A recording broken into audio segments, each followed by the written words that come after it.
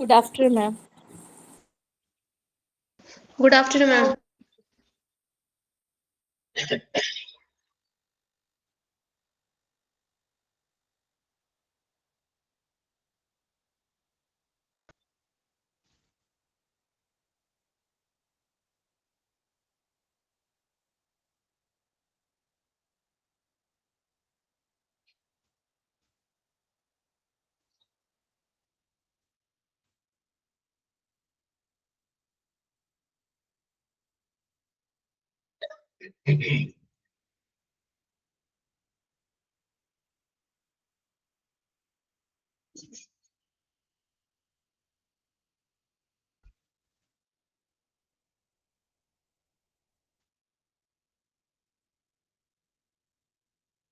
വളരെ കുറച്ച് പിള്ളേരുള്ളൂല. വഴിയെ വരുന്നവരാണോ?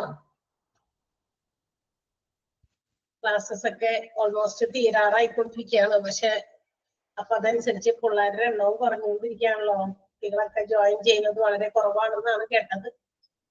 ഇന്ന് വളരെ കുറവാണോ? 10 പേര്, 10 അല്ല 9 പേര്, 10 പേരെ വന്നിട്ടുള്ളൂ. ഓക്കെ, എനിവേ നമുക്ക് സ്റ്റാർട്ട് ചെയ്യാതിരിക്കാന്ന് പറഞ്ഞില്ല. വരുന്നവരൊക്കെ ഇടയിൽ വെച്ച് നമുക്ക് പൊക്കാം. അവരൊക്കെ കയറട്ടെ. കഴിഞ്ഞ ക്ലാസ്സിൽ നമ്മൾ എവിടെയാ പറഞ്ഞു നിർത്തിയത്? മെഡിക്കൽ ഇൻഷുറൻസ് എന്ന് പറയുന്ന ചാപ്റ്റർ ആണ് നമ്മൾ എടുത്തോണ്ടിരിക്കുന്നത്, അല്ലെ? എവിടെയാണ് പറഞ്ഞു നിർത്തിയെന്ന് എല്ലാം ഓർമ്മയുണ്ടോ ആർക്കെങ്കിലും? Who all are there in a TPA and what do they do? ആ 3 പോയിന്റ്സ് ഇല്ലേ മിസ്സേ? അത്രേ പറഞ്ഞുള്ളൂ. യെസ്, അവിടെ വരെയാണ് നമ്മൾ പറഞ്ഞു നിർത്തിയത്. അതായത് TPA എന്ന് പറയുന്നത് ആരൊക്കെയാണ്, അല്ലെങ്കിൽ ആരാണ് അതിനകത്ത് വരുന്നത്, ആ ഒരു ഗ്രൂപ്പിൽ ആരൊക്കെയുണ്ട്, അവരെന്താ ചെയ്യുന്നത് എന്നുള്ള 3 പോയിന്റുകൾ ഉള്ളതാണ് നമ്മൾ പറഞ്ഞു നിർത്തിയത്. സോ അങ്ങനെയാണെങ്കിൽ ഞാൻ ചോദിക്കട്ടെ, ഹു ആർ TPA, അല്ലെങ്കിൽ what do you know about TPA? Third party administrators എന്ന് കേൾക്കുമ്പോൾ നമുക്ക് എന്താണ് അതിൽ നിന്ന് മനസ്സിലാകുക? എന്താ പറയാൻ പറ്റും അതിനെ കുറിച്ച്? ഒരു ചെറിയൊരു ഒറ്റ സെന്റൻസിൽ അതിനെ കുറിച്ച് നിങ്ങൾക്ക് മനസ്സിലായതെന്ന് പറയാൻ പറ്റുമോ ആർക്കെങ്കിലും? TPA എന്ന് പറയുന്നത് ആരാണ്, അല്ലെങ്കിൽ എന്താണ് അവർ ചെയ്യുക എന്നുള്ളത് ഒറ്റ സെന്റൻസിൽ പറഞ്ഞാൽ മതി. യുവർ ഓൺ ലാംഗ്വേജിൽ നിങ്ങൾക്ക് പറയാം. നിങ്ങൾക്ക് മനസ്സിലായെന്ന് അറിയാനാണ്. അതായത് ഇൻഷുറൻസ് പ്രൊവൈഡറുടെയും ഇൻഷുർഡിന്റെയും ഇടയിൽ ഒരു മീഡിയേറ്റർ ആയിട്ട് നിൽക്കുന്നു. അത്രേ ഉള്ളൂ, ഒരു ഇന്റർമീഡിയേറ്റർ. അങ്ങനെ എന്തിനു വേണ്ടിയിട്ട് വെറുതെ ഇങ്ങനെ നിൽക്കാണ് ആ ഒരു ഇന്റർമീഡിയറി? വാട്ട് ദേ ഡു, അവരെന്താ ചെയ്യുക അതിനകത്ത്? അല്ലെങ്കിൽ അവരങ്ങനെ നിന്നത് കൊണ്ട് എന്തെങ്കിലും കാര്യത്തിനായിരിക്കുമല്ലോ അവരങ്ങനെ ഇടനിലക്കാരായി നിൽക്കുക. ദാറ്റ് മീൻസ് ഇന്റർമീഡിയറി ആയിട്ട് നിൽക്കുന്നതിന് എന്തെങ്കിലും ഉദ്ദേശം ഉണ്ടായിരിക്കും. അപ്പൊ അതെന്താണ്, അതിന്റെ പർപ്പസ് എന്താണ്? അതുകൂടി ചേർത്ത സെന്റൻസ് ഒന്ന് കംപ്ലീറ്റ് ചെയ്യാൻ പറ്റുമോ? ക്ലെയിം, നമ്മൾ നൽകുന്ന ക്ലെയിം അതെങ്ങനെ അപ്രൂവൽ ചെയ്യണോ? അത് ഫോൾസ് ആയിട്ടുള്ള ക്ലെയിം ആണോ, അൺവാണ്ടഡ് ആയിട്ടുള്ളതാണോ, അതൊക്കെ ചെക്ക് ചെയ്യുന്നതാണ് അവരുടെ ഡ്യൂട്ടി. എന്നിട്ട് നമുക്ക് അവർ പ്രൊവൈഡ് ചെയ്യുന്നു. പിന്നെ അതിന് അവർ ചെറിയൊരു എമൗണ്ട് പ്രൊവൈഡറിന്റെ അടുത്ത്, അതായത് ആ ഹോസ്പിറ്റലിന്റെ അടുത്ത് നിന്ന് അവർ ചെറിയൊരു എമൗണ്ട് ചാർജ് ചെയ്യുന്നുണ്ട്. 5.5% എന്ന് മിസ് പറഞ്ഞായിരുന്നു. ഓക്കെ, അതായത് ഇൻഷുറൻസുമായിട്ട് ബന്ധപ്പെട്ടിട്ടുള്ള ക്ലെയിംസുകൾ വരുമ്പോൾ എന്ന് വെച്ചാൽ insured whenever they makes a claim to the insurance company or the insurance provider, insurance പ്രൊവൈഡറിനോട് തങ്ങളുടെ ക്ലെയിം വേണമെന്ന് ഏതെങ്കിലും ഒരു പേഷ്യന്റ് ആകുന്ന ഇൻഷുർഡ് ചോദിക്കുമ്പോ, അവകാശപ്പെടുമ്പോ, അത് ഡയറക്ട്ലി ഓർ ഇൻഡയറക്ട്ലി നമ്മുടെ ഇൻഷുറൻസ് കമ്പനിയിലേക്ക് എത്തുന്നില്ല.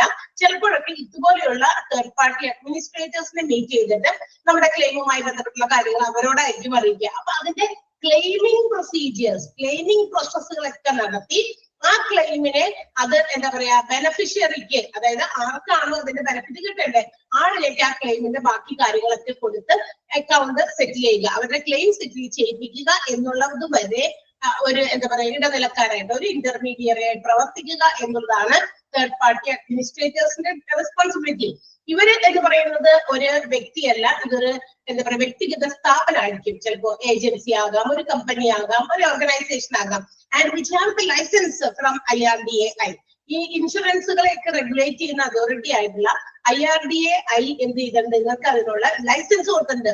That means they can perform the claiming processes. ഈ ക്ലെയിമിങ്ങിന് വേണ്ടിയിട്ടുള്ള എല്ലാ പ്രോസസ്സുകളും നിങ്ങൾ കൈകാര്യം ചെയ്തോളണം. ആരെങ്കിലും ഏതെങ്കിലും ആളുകൾ ഇൻഷുർഡ് തങ്ങളുടെ ക്ലെയിം പ്രോസസ്സുകൾക്ക് വേണ്ടിയിട്ട് നിങ്ങളെ സമീപിക്കുമ്പോൾ യു ക്യാൻ ഡു ഇറ്റ്. നിങ്ങൾക്ക് ആ കാര്യങ്ങൾ മുന്നോട്ട് കൊണ്ടുപോകാം, ഫോർവേഡ് ചെയ്യാം. അതിന്റെ പേപ്പർ വർക്ക്സ് ആയിക്കോട്ടെ, മറ്റു കാര്യങ്ങളായിക്കോട്ടെ, എല്ലാ ക്ലെയിമും സെറ്റിൽ ചെയ്ത് കൊടുക്കുന്ന രീതിയിലേക്ക് നിങ്ങൾക്കത് ആ ഫങ്ഷനിങ്സ് ഒക്കെ നടത്താം എന്നുള്ള ഒരു ലൈസൻസ് ആണ് നിങ്ങൾക്ക് കൊടുത്തിരിക്കുന്നത്. ആ ഒരു ഏജൻസി അല്ലെങ്കിൽ കമ്പനി അല്ലെങ്കിൽ ഓർഗനൈസേഷനെയാണ് നമ്മൾ TPA എന്ന് വിളിക്കുക. അങ്ങനെയാണെങ്കിൽ ഈ പറയുന്ന TPA എന്താ പറയാ, ഈ പറയുന്ന പോളിസി ഹോൾഡറിനെയും അതുപോലെ തന്നെ പോളിസി പ്രൊവൈഡ് ചെയ്യുന്ന ഇൻഷുറൻസ് കമ്പനിയെയും തമ്മിൽ ലിങ്ക് ചെയ്യുന്നുണ്ട്. ഇവരൊക്കെ ഉൾപ്പെടുത്തിക്കൊണ്ട് നല്ല ഹോസ്പിറ്റൽസിൽ നല്ല ഹെൽത്ത് കെയർ കിട്ടാൻ വേണ്ടിയിട്ട് ഒരു കിടനിലക്കാരായിട്ട് അങ്ങനെ പല രീതിയിലും പ്രവർത്തിക്കുന്നു എന്നുള്ളതാണ്. അപ്പൊ നമ്മൾ പറഞ്ഞു എന്താണ് ഇവർ ചെയ്യുക, അതായത് TPA എന്തൊക്കെ കാര്യങ്ങൾ ചെയ്യണം. ഫസ്റ്റ് ഓഫ് ഓൾ അവർക്ക് അവരുടെ പ്രവർത്തനം കാര്യക്ഷമമായിട്ട് എഫിഷ്യന്റ് ആയിട്ട് നടപ്പിലാക്കണമെങ്കിൽ they must have some people in their own house, അല്ലെ? അവരുടെ ഓൺ ഹൗസില്, അവരുടെ ഗ്രൂപ്പില്, അവരുടെ കൂട്ടായ്മയില് കുറച്ച് ആൾക്കാർ വേണമെന്ന് പറഞ്ഞു. അതായത് തേർഡ് പാർട്ടി അഡ്മിനിസ്ട്രേറ്റേഴ്സിന് മാത്രം നിന്നുകൊണ്ട് they cannot forward the claiming procedures. Claiming പ്രോസസ്സുകൾ കംപ്ലീറ്റ് ചെയ്യാനായിട്ട് അവർക്ക് ഒറ്റയ്ക്ക് നിന്നിട്ട് പറ്റില്ല. സോ അവരവരുടെ ഹൗസിൽ കുറച്ച് ആൾക്കാരെ ഇൻക്ലൂഡ് ചെയ്യണം. അവരാരൊക്കെയാണ് നമ്മൾ പറഞ്ഞല്ലോ, അതാരൊക്കെയാണ് അവര് പറയാമോ? ആരൊക്കെയായിരുന്നു അവര്? പറഞ്ഞേക്കതാ, കുറെ ദിവസം കഴിഞ്ഞ് കണ്ടതുകൊണ്ടാണ് ഞാൻ ചോദിക്കുന്നത്. ഡോക്ടറാണ്, പക്ഷെ ഡോക്ടർ മെഡിക്കൽ കൗൺസിൽ ഓഫ് ഇന്ത്യയിൽ രജിസ്റ്റർ ചെയ്തിട്ടുള്ള ഡോക്ടർ ആയിരിക്കണം. പിന്നെ ഒരു ഹോസ്പിറ്റൽ മാനേജർ വേണം. പിന്നെ ഒരു ലീഗൽ എക്സ്പേർട്ട് ആയിട്ടുള്ള ഒരാൾ വേണം. ഇൻഷുറൻസ് കൺസൾട്ടന്റ്, പിന്നെ ഇൻഫർമേഷൻ ടെക്നിക്കൽ ആയിട്ടുള്ള ഒരു പ്രൊഫഷണൽ വേണം. പിന്നെ ആ മാനേജ്മെന്റിന് ഒരു കൺസൾട്ടന്റ് വേണം. അപ്പൊ ഇവരുടെ ഈ TPA എന്ന് പറയുന്ന ആ ഗ്രൂപ്പിൽ, അതായത് തേർഡ് പാർട്ടി അഡ്മിനിസ്ട്രേറ്റേഴ്സ് എന്ന് പറയുന്ന ഏജൻസിയിൽ അല്ലെങ്കിൽ ആ മാനേജ്മെന്റിൽ അല്ലെങ്കിൽ ആ ഓർഗനൈസേഷനിൽ they have to include ഇവർ ഈ പറയുന്ന ആൾക്കാരെ കൂടി ഉൾപ്പെടുത്തണം. കാരണം അങ്ങനെ എന്തെങ്കിലും ഒരു ക്ലെയിമിംഗ് പ്രൊസീജിയേഴ്സുമായിട്ട് ബന്ധപ്പെട്ട് ചിലപ്പോൾ നമുക്ക് ഹോസ്പിറ്റലിന്റെ മാനേജേഴ്സിനെ അല്ലെങ്കിൽ IT പ്രൊഫഷണൽസിന്റെ കാര്യങ്ങളൊക്കെ പേപ്പേഴ്സ് ഒക്കെ ക്ലിയർ ചെയ്യാനും ഫോർവേഡ് ചെയ്യാനും ഫാക്സ് ചെയ്യാനൊക്കെ ചിലപ്പോൾ IT പ്രൊഫഷണൽസിനെ ആവശ്യം വരും. എന്തെങ്കിലുമൊക്കെ സ്കാൻ ചെയ്തൊക്കെ എന്തെങ്കിലുമൊക്കെ ഡോക്യുമെന്റുകളൊക്കെ അതിനകത്തേക്ക് സ്കാൻ ചെയ്ത് ആ ഫോമിന്റെ കൂടെ അറ്റാച്ച് ചെയ്യണമെങ്കിൽ ചിലപ്പോൾ സാധാരണക്കാർക്കൊന്നും പറ്റില്ല. അപ്പൊ അതിന് വേണ്ടിയിട്ടാണ് ഇൻഫർമേഷൻ ടെക്നോളജി ഒക്കെ നന്നായി കൈകാര്യം ചെയ്യാൻ പറ്റിയ ആൾക്കാർ വേണം. പിന്നെ മെഡിക്കൽ ഡോക്ടേഴ്സ് വേണം. പിന്നെ എന്താ പറയാ, മറ്റ് കൺസൾട്ടൻസ് ആയിട്ടുള്ള ലീഗൽ എക്സ്പേർട്ടുകൾ, അതായത് നിയമപരമായിട്ടുള്ള ചില കാര്യങ്ങൾ ചിലപ്പോൾ അതിന്റെ കൂടി നോക്കിയിട്ട് വേണം ചിലപ്പോൾ ഇൻഷുറൻസിന്റെ ബാക്കി പ്രൊസീജിയേഴ്സ് ഒക്കെ മുന്നോട്ട് കൊണ്ടുപോകാൻ പറ്റുക. അപ്പൊ ഇവരെയൊക്കെ അവരുടെ ഗ്രൂപ്പിൽ ഉൾപ്പെടുത്തിയിരിക്കണം. കാരണം അങ്ങനെ ഒരു പർട്ടിക്കുലർ ഇൻസിഡന്റ് വന്നിട്ടല്ല ഇവരെയൊക്കെ അന്വേഷിക്കാൻ പോകണ്ടേ. അപ്പൊ അത് കുറെ സമയം എടുക്കും. ഇവരൊക്കെ ആരും ഇവരുടെ കയ്യിലില്ല. അപ്പൊ വേഗം തന്നെ ഏതെങ്കിലും ഡോക്ടേഴ്സിനെ കണക്ട് ചെയ്യാനൊക്കെ ചിലപ്പോൾ താമസം എടുക്കും. കാരണം ഡോക്ടേഴ്സ് ആണെങ്കിൽ അവരവരുടെ ഡ്യൂട്ടിയിൽ എൻഗേജ്ഡ് ആയിരിക്കും. അപ്പൊ ഇത്തരം കാര്യങ്ങൾക്ക് വേണ്ടി മാത്രം അവരെ പോയിട്ട് വിളിക്കാനും ചിലപ്പോൾ അത് അവരെ കൊണ്ടുവന്ന് ബാക്കിയുള്ള കാര്യങ്ങൾക്ക് നടത്തിക്കൊണ്ടു പോകാനൊക്കെ ഒത്തിരി സമയം എടുക്കും. അതൊക്കെ ലാഗ് ചെയ്യാതിരിക്കണമെങ്കിൽ അവര് ഇൻ ഹൗസിൽ ഈ പറഞ്ഞ ആൾക്കാരെയൊക്കെ എപ്പോഴും അവര് മെയിൻറ്റെയിൻ ചെയ്തു വരുന്നത്. എന്ന് വെച്ചാൽ അവർക്ക് റെഡി അറ്റ് ഹാൻഡ് ആ ഒറ്റ നിമിഷത്തില് ഈ പറയുന്ന കാര്യങ്ങളൊക്കെ കൈകാര്യം ചെയ്യാൻ പറ്റിയ ആൾക്കാരെ അവരുടെ ഹൗസിൽ ഉൾപ്പെടുത്തിയിരിക്കണം എന്നാണ് പറഞ്ഞിരിക്കുന്നത്. ഇനി ഈ പറയുന്ന ടീം, അതായത് നമ്മുടെ തേർഡ് പാർട്ടി അഡ്മിനിസ്ട്രേറ്റേഴ്സ് എന്ന് പറയുന്ന അതിനകത്തുള്ള പ്രൊഫഷണൽസ്, അതിനകത്തുള്ള ജോലിക്കാരെല്ലാവരും തന്നെ കസ്റ്റമേഴ്സുമായിട്ട്, അവരുടെ കസ്റ്റമേഴ്സ് എന്ന് പറയുന്നത് അവരുടെ മുമ്പിൽ വരുന്ന ക്ലെയിമിന് വേണ്ടി വരുന്ന പേഷ്യൻസ് തന്നെയാണ്. പേഷ്യൻസ് അല്ലെങ്കിൽ അവരുടെ ബെനിഫിഷ്യറീസ് ആയിരിക്കാം. അവർക്ക് ആ ക്ലെയിമിംഗ് പ്രോസസ്സ് വളരെ സ്മൂത്ത് ആയിട്ട് പെട്ടെന്ന് തന്നെ കൈകാര്യം ചെയ്യുന്ന രീതിയിൽ അത് ഫംഗ്ഷൻ ചെയ്ത് കൊടുക്കുക. അതായത് ക്ലെയിമിംഗ് പ്രോസസ്സ് പെട്ടെന്ന് തന്നെ അതിന്റെ കാര്യങ്ങൾക്ക് മുന്നോട്ട് നീക്കുക. And also at the same time അങ്ങനെ മുന്നോട്ട് നീക്കുന്ന സമയത്ത് they have to make sure that അതേസമയം തന്നെ അവർ ഉറപ്പുവരുത്താൻ വേണം that means no one has made any false claims. ആരും തന്നെ തെറ്റായ ക്ലെയിമുകൾ നമ്മളോട് ചോദിക്കുന്നില്ല എന്ന് ഉറപ്പുവരുത്തണം. ആവശ്യമില്ലാത്ത അനാവശ്യമായിട്ടുള്ള ട്രീറ്റ്മെന്റുകൾ നമ്മൾ കൊടുത്തിട്ടില്ല എന്ന് ഉറപ്പുവരുത്തണം. And also thus increasing their quality service. അതിലൂടെ അവർക്ക് അവരുടെ സേവനത്തിന്റെ ക്വാളിറ്റി, ഗുണമേന്മ നിലനിർത്താനും സാധിക്കണം. ഇതൊക്കെ TPA ശ്രദ്ധിക്കേണ്ട കാര്യങ്ങളാണ്. അപ്പൊ വെറുതെ വരുന്നവർക്ക് ചോദിക്കുന്നവർക്ക് എനിക്ക് ഇങ്ങനെ ക്ലെയിം വേണമല്ലോ എന്ന് പറയുമ്പോൾ അതൊന്നും നോക്കാതെ അതിന്റെ ബാക്കി കാര്യങ്ങൾ ആലോചിക്കാതെ ചിന്തിക്കാതെ അല്ലെങ്കിൽ അതിന്റെ എന്താ പറയാ ഡോക്യുമെന്റുകൾ മറ്റുമൊക്കെ റിവ്യൂ ചെയ്ത് നോക്കാതെ ഒന്നും ഒരു പ്രൊസീഡിങ്സ് മുന്നോട്ടേക്ക് കൊണ്ടുപോകാൻ പാടില്ല. അപ്പൊ അതുപോലെ തന്നെ ചില ആൾക്കാരൊക്കെ വെറുതെ തെറ്റിദ്ധരിപ്പിക്കുന്ന രീതിയിൽ ഹോസ്പിറ്റലിലൊക്കെ പോയിട്ട് ഹോസ്പിറ്റലൈസ്ഡ് ആയി എന്ത് ചെയ്യുന്നു, ഞങ്ങൾക്ക് ഇന്നതിന്റെ ക്ലെയിം വേണം, അതാണ് ഇതാണെന്നൊക്കെ പറഞ്ഞ് ആവശ്യപ്പെടും. അപ്പൊ അങ്ങനെയുള്ള അനാവശ്യ ചികിത്സകൾ കൊടുത്ത് വെറുതെ ഇൻഷുറൻസ് കമ്പനിക്ക് നഷ്ടം വരുത്തി വെക്കാൻ പറ്റുമോ? ഇല്ല. അപ്പൊ അങ്ങനെയൊക്കെയുള്ള കാര്യങ്ങളൊക്കെ ശ്രദ്ധിച്ചു വേണം ഓരോ ക്ലെയിമിംഗ് പ്രൊസീജിയേഴ്സും ഫോർവേഡ് ചെയ്യാനായിട്ട്. അപ്പൊ അത് പ്രത്യേകം ശ്രദ്ധിക്കേണ്ട കാര്യമാണ് നമ്മുടെ TPA അഡ്മിനിസ്ട്രേഷൻസ്, അതായത് നമ്മുടെ തേർഡ് പാർട്ടി അഡ്മിനിസ്ട്രേറ്റേഴ്സ് എന്ന് പറയുന്ന പ്രൊഫഷണൽസ് ചെയ്യേണ്ടത്. ആൻഡ് ഫോർ ദിസ് പർപ്പസ് ഇവർ കൊടുക്കുന്ന ഈ ഒരു സേവനത്തിന് they are given some amount of fees. അവർക്ക് ഒരു amount of fees പ്രൊവൈഡ് ചെയ്യുന്നുണ്ട്. അത് ഇൻഷുറർ ആണ് പ്രൊവൈഡ് ചെയ്യുന്നത്. Insurance company should provide it. അത് ഇൻഷുറൻസ് കമ്പനി പ്രൊവൈഡ് ചെയ്യുന്നു. അത് ഏകദേശം ഒരു 5.5% ഓഫ് ദ പ്രീമിയം പെയ്ഡ്, അടച്ചിരിക്കുന്ന പ്രീമിയത്തിന്റെ 5.5% ആർക്ക് കിട്ടുന്ന TPAക്ക് പ്രൊവൈഡ് ചെയ്യുന്നത് എന്നാണ് പറഞ്ഞിരിക്കുന്നത്. അപ്പൊ ഇത്രയും കാര്യങ്ങളൊക്കെ TPAയുമായിട്ട് ബന്ധപ്പെട്ടുള്ള കാര്യങ്ങളാണ്, തേർഡ് പാർട്ടി അഡ്മിനിസ്ട്രേറ്റേഴ്സുമായിട്ട് ബന്ധപ്പെട്ടുള്ള കാര്യങ്ങളാണ്. നിങ്ങൾ ഞാൻ പറഞ്ഞ എന്താ പറയാ പോയിന്റുകളിലൊക്കെ പ്രധാനപ്പെട്ട ചില കാര്യങ്ങളുണ്ട്. ഇൻ ഹൗസിൽ TPAയുടെ ഇൻ ഹൗസിൽ ഉണ്ടാകേണ്ട ചില ആളുകളുടെ പേരുകൾ ബ്രാക്കറ്റിൽ പറഞ്ഞിരുന്നു. അത് ഇമ്പോർട്ടന്റ് ആണ്, അതൊന്ന് വരച്ചു വെക്കണമെന്ന് പറഞ്ഞിരുന്നു. അതിന്റെ ലാസ്റ്റ് പോയിന്റിൽ അവർക്ക് കിട്ടുന്ന ഫീസിന്റെ ഒരു റേറ്റ് പറഞ്ഞിരുന്നു, ഒരു പെർസെന്റേജ് പറഞ്ഞിട്ടുണ്ട് 5.5%. അത് മാർക്ക് ചെയ്യാൻ ഞാൻ പറയുന്നു, പറഞ്ഞിരുന്നില്ലേ? ഓക്കെ, സോ നമുക്കിനി അടുത്ത ഭാഗത്തേക്ക് പോകാം. What is the role of TPA or നമ്മളുടെ എന്താണ് നമ്മുടെ TPA ഹെൽത്ത് ഇൻഷുറൻസിൽ എന്താ ചെയ്യുന്നത്? ഹെൽത്ത് ഇൻഷുറൻസിനകത്ത് TPA എന്തൊക്കെ പ്രവൃത്തികളാണ് ചെയ്യുന്നത്? സോ അത് നമുക്ക് പ്രധാനമായിട്ടും എന്താണ് TPA ഹെൽത്ത് ഇൻഷുറൻസിൽ ചെയ്യുന്നത് എന്നുള്ളത് പോയിന്റ് ബൈ പോയിന്റ് ആയിട്ട് വളരെ വ്യക്തമായിട്ട് അവിടെ കൊടുത്തിട്ടുണ്ട്. 5 കാര്യങ്ങളാണ് ചെയ്യേണ്ടത്. 5 കാര്യങ്ങൾ പ്രധാനമായിട്ടും TPA ചെയ്യുന്നത് അവിടെ പറഞ്ഞിട്ടുണ്ട്. നമുക്കറിയാം TPA have a connection with the insurance company and also the policy holder directly or indirectly. ചിലപ്പോ പോളിസി ഹോൾഡറുമായിട്ട് നേരിട്ടോ അല്ലെങ്കിൽ ഇൻഷുറൻസ് കമ്പനിയായിട്ട് നേരിട്ടോ അല്ലാതെയൊക്കെ ബന്ധം ഉണ്ടായിരിക്കും നമ്മുടെ TPA. ഇപ്പൊ ഞാനാണ് പോളിസി ഹോൾഡർ, ഞാനല്ല. ചിലപ്പോ എനിക്ക് എന്തെങ്കിലും അസുഖമൊക്കെ വന്ന് തീരെ ഇവരുമായിട്ട് കോൺടാക്ട് ചെയ്യാനോ TPAയുമായിട്ട് ഡയറക്റ്റ്ലി ബന്ധപ്പെടാനോ ഒന്നും എനിക്ക് പറ്റില്ല എങ്കിൽ എന്റെ ബെനിഫിഷ്യറി, ദാറ്റ് മീൻസ് എന്റെ നോമിനിയോ അതിന് ബന്ധപ്പെട്ട എന്റെ ഏറ്റവും അടുത്ത ആരാണോ ആള് അതിന്റെ ബാക്കി ഇൻഷുറൻസിന്റെ ക്ലെയിമും മറ്റ് കാര്യങ്ങൾക്കൊക്കെ വേണ്ടിയിട്ട് ചിലപ്പോൾ അവരായിരിക്കും ഓടി നടക്കാം. അപ്പൊ അതുകൊണ്ടാണ് അങ്ങനെ പറഞ്ഞിരിക്കുന്നത്. അപ്പൊ ഡയറക്ട്ലി ഓർ ഇൻഡയറക്ട്ലി പോളിസി ഹോൾഡറുമായിട്ടും ഇൻഷുറൻസ് കമ്പനിയുമായിട്ടൊക്കെ ബന്ധമുള്ള ആൾക്കാരാണ് ഈ TPA. അപ്പൊ ആ TPAനെ എന്ത് ചെയ്യുന്നു, നമ്മൾ policy holder have to meet at the time of any incident, that means hospitalization പോലെയുള്ള എന്തെങ്കിലുമൊക്കെ സംഭവം ഉണ്ടാവും. എന്ത് ചെയ്യും, ഞാനിപ്പോ ഹോസ്പിറ്റലൈസ്ഡ് ആയപ്പോ നമ്മള് പോളിസി ഹോൾഡർ ഇവരെ മീറ്റ് ചെയ്യുന്നു, ഇവരെ പോയി കാണുന്നു. ആൻഡ് അവർ പോയി കാണുമ്പോൾ അന്നേരം നമ്മൾ അവരുടെ ഒരു കസ്റ്റമറായി, ദാറ്റ് മീൻസ് TPAനെ ഞാൻ പോയി കാണാണ്. ഇപ്പൊ എനിക്ക് എന്തെങ്കിലും അസുഖം വന്നു, എനിക്കൊരു ഹെൽത്ത് ഇൻഷുറൻസ് ഉള്ള ആളാണ്. അപ്പൊ ഞാൻ എന്ത് ചെയ്യുന്നു, TPAനെയാണ് പോയി കാണുന്നത്. ഇൻഷുറൻസ് കമ്പനിയെ ഡയറക്റ്റ്ലി ആയിട്ട് ബന്ധപ്പെടുന്നില്ല. ഞാൻ തേർഡ് പാർട്ടി അഡ്മിനിസ്ട്രേറ്റേഴ്സിനെ മീറ്റ് ചെയ്യുന്നു. And I am making a claim, എനിക്ക് എന്റെ ക്ലെയിം വേണമെന്ന് ആവശ്യപ്പെടുകയാണ്. അപ്പൊ അങ്ങനെ ആവശ്യപ്പെടാൻ വേണ്ടി നമ്മൾ ചെയ്യുമ്പോൾ വി വിൽ ബി പ്രൊവൈഡഡ്, ആ പോളിസി ഹോൾഡർക്ക് will be provided an identification number, ഒരു ഐഡന്റിഫിക്കേഷൻ നമ്പർ, ഒരു ID നമ്പർ കൊടുക്കും. ഒരു ID കാർഡ് ഉൾപ്പെടെ ഒരു ID നമ്പർ കൊടുത്തിരിക്കും. ആ കാർഡിനകത്ത് നമ്പർ ഉണ്ടായിരിക്കും.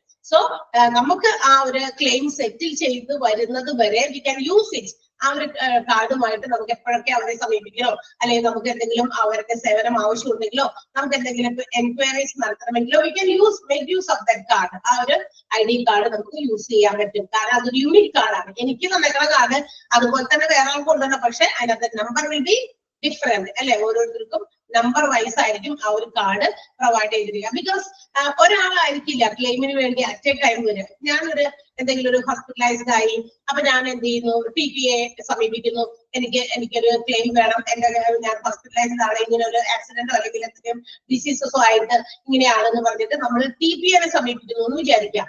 അതുപോലെ തന്നെ തൊട്ടടുത്ത മിനിറ്റിൽ വേറെ ആളുകളും TPAനെ കോൺടാക്ട് ചെയ്യുന്നുണ്ടായിരിക്കും, തേർഡ് പാർട്ടീസിനെ.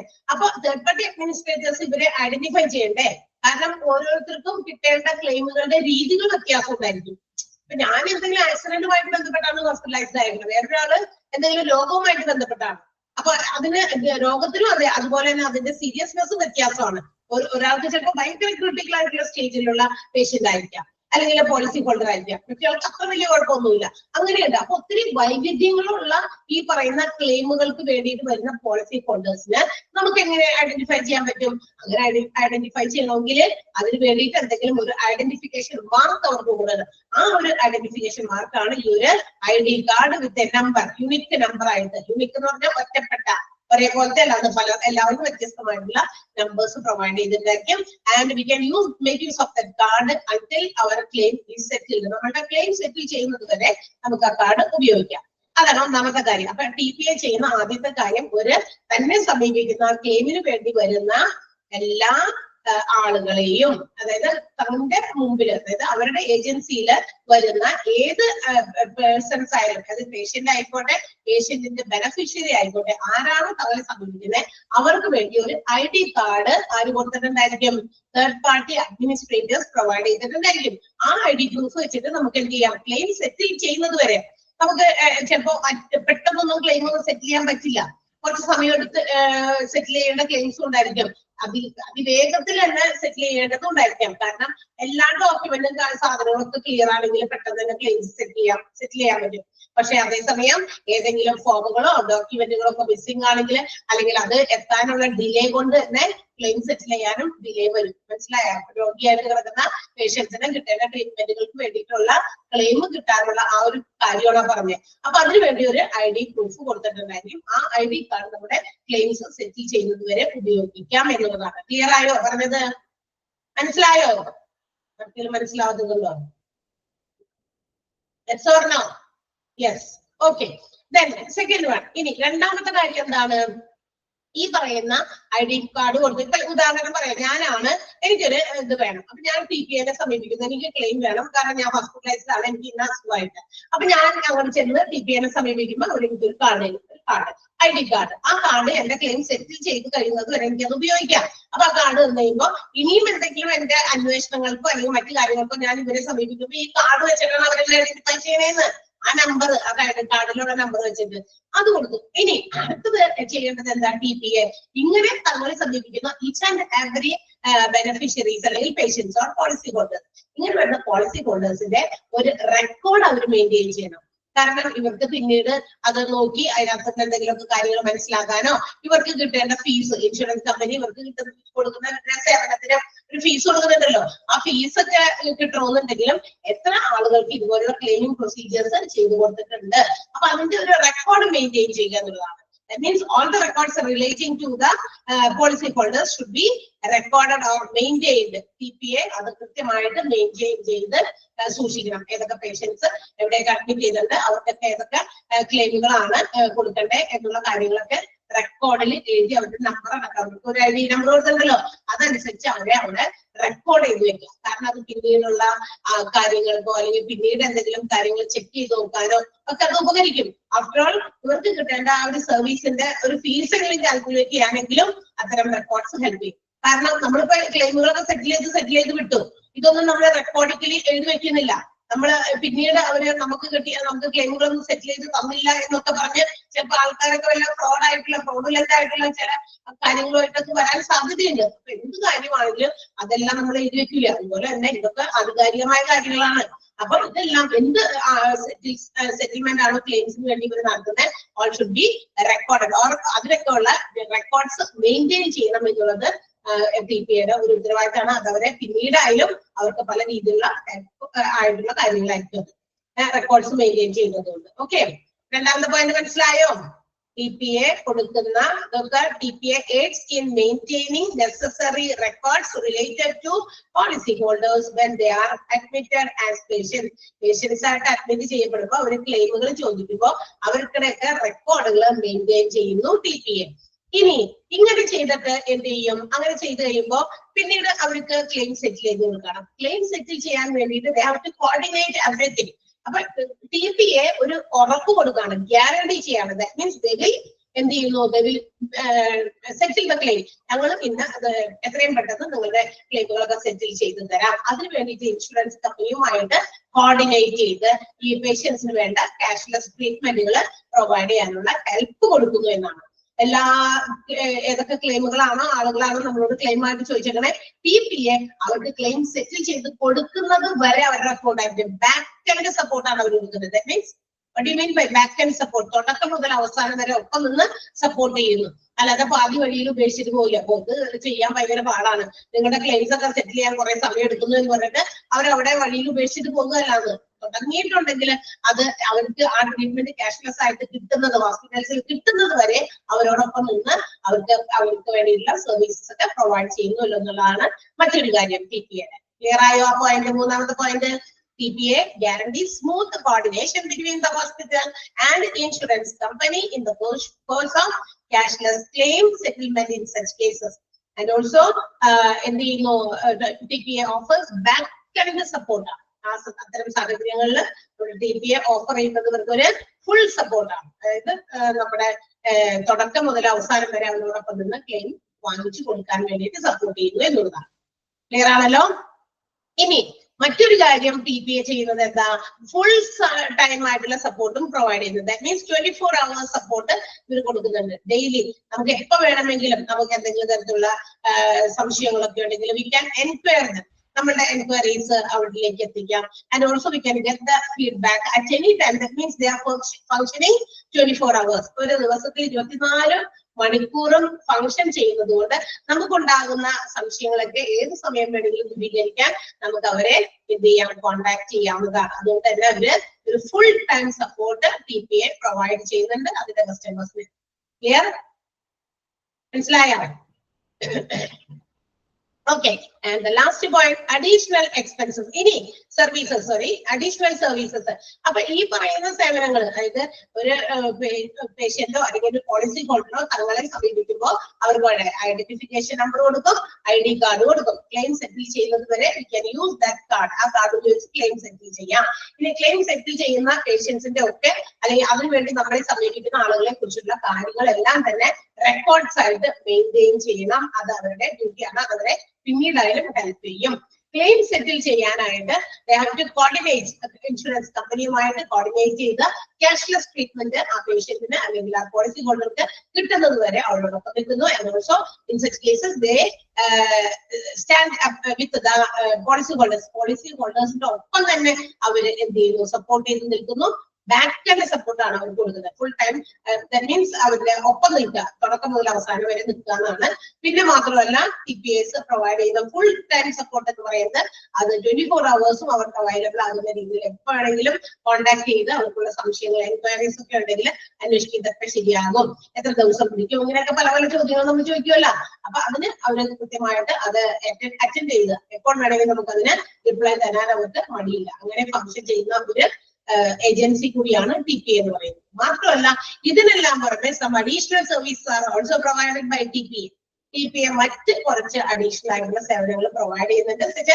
ആംബുലൻസ് സർവീസ്, അതായത് ഇപ്പൊ ആ പേഷ്യന്റിന്റെ രോഗം മാറിയിട്ട് ആ രോഗത്തിന് ചികിത്സിക്കാൻ വേണ്ടിയിട്ടൊക്കെ ഏതെങ്കിലും ഹോസ്പിറ്റലിലേക്ക് അവിടെ നിന്ന് മാറ്റി വേറെ ഹോസ്പിറ്റൽസിലേക്ക് കൊണ്ടുപോകണം. അപ്പൊ അതിന് ആംബുലൻസ് സർവീസ് കൊടുക്കുന്നുണ്ടെങ്കിൽ അതിന്റെ കാര്യങ്ങള് അത് ഫ്രീ ആയിട്ട് ചെയ്തു കൊടുക്കാനായിട്ട്, അല്ലെങ്കിൽ അതിനുള്ള ക്ലെയിം കൂടി ഇതിൽ നിന്ന് കിട്ടാൻ വേണ്ടിയിട്ട് അങ്ങനെയുള്ള സേവനം ചെയ്തു കൊടുക്കുന്നുണ്ട്. പിന്നെ എന്തെങ്കിലും തരത്തിലുള്ള മെഡിക്കൽ സപ്ലൈസ്, മരുന്നുമല്ലാത്ത ചില ഇൻസ്ട്രുമെന്റുകളൊക്കെ ആയിട്ട് ചിലപ്പോൾ ചില രോഗികൾക്ക് ആവശ്യം വന്നേക്കാം. അങ്ങനെയുള്ള സാധനങ്ങളും സപ്ലൈ ചെയ്ത് പോളിസി ഹോൾഡേഴ്സിനെ ഹാപ്പി ആക്കുന്നതാണ് ആര്, നമ്മുടെ TPA. മറ്റ് സർവീസസ് കൂടി അവർ പ്രൊവൈഡ് ചെയ്യുന്നുണ്ട് കേട്ടോ. അതായത് ആംബുലൻസ് സർവീസും മെഡിക്കൽ സപ്ലൈസും പോളിസി ഹോൾഡേഴ്സിനെ പ്രൊവൈഡ് ചെയ്യുന്നുണ്ട്. അപ്പൊ these are the things what TPA നമ്മുടെ തേർഡ് പാർട്ടി അഡ്മിനിസ്ട്രേറ്റേഴ്സ് ചെയ്യുന്ന അല്ലെങ്കിൽ അവർക്ക് വഹിക്കാനുള്ള ചില പങ്കുകളാണ് നമ്മൾ ഈ പറഞ്ഞ 5 പോയിന്റ്. ക്ലിയർ ആണോ? ഈ 5 പോയിന്റ്, ഒന്ന് നമ്പർ കൊടുക്കുന്നു, അത് ക്ലെയിം സെറ്റിൽ ചെയ്യുന്നത് വരെ ഉപയോഗിക്കാം. രണ്ടാമത് ഈ പറയുന്ന ക്ലെയിംസ് ചോദിക്കുന്ന എല്ലാ പോളിസി ഹോൾഡേഴ്സിന്റെയും റെക്കോർഡ്സ് മെയിൻറ്റെയിൻ ചെയ്യുന്നു. ക്ലെയിം സെറ്റിൽ ചെയ്യാനായിട്ട് ഇൻഷുറൻസ് കമ്പനിയോടൊപ്പം കോർഡിനേറ്റ് ചെയ്ത് ക്യാഷ്ലെസ് ട്രീറ്റ്മെന്റ് പേഷ്യൻസിലേക്ക് എത്തുന്നത് വരെ ഫുൾ സപ്പോർട്ട് കൊടുത്ത് അവരുടെ കൂടെ നിൽക്കുന്നു. ബാക്ക് എൻഡ് സപ്പോർട്ട് കൊടുക്കുന്നു.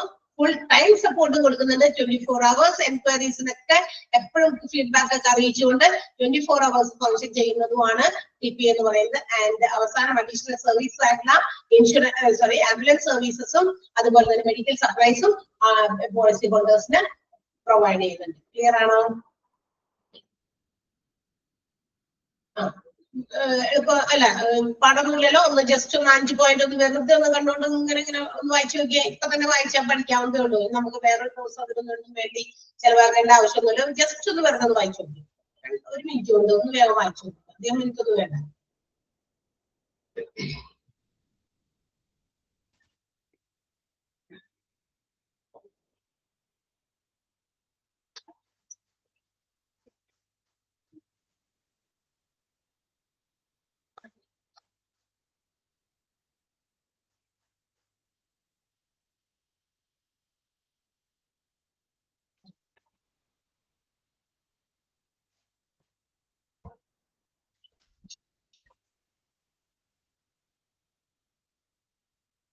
കഴിഞ്ഞില്ലേ? സംശയമില്ലല്ലോ? അങ്ങോട്ട് അടുത്തത്.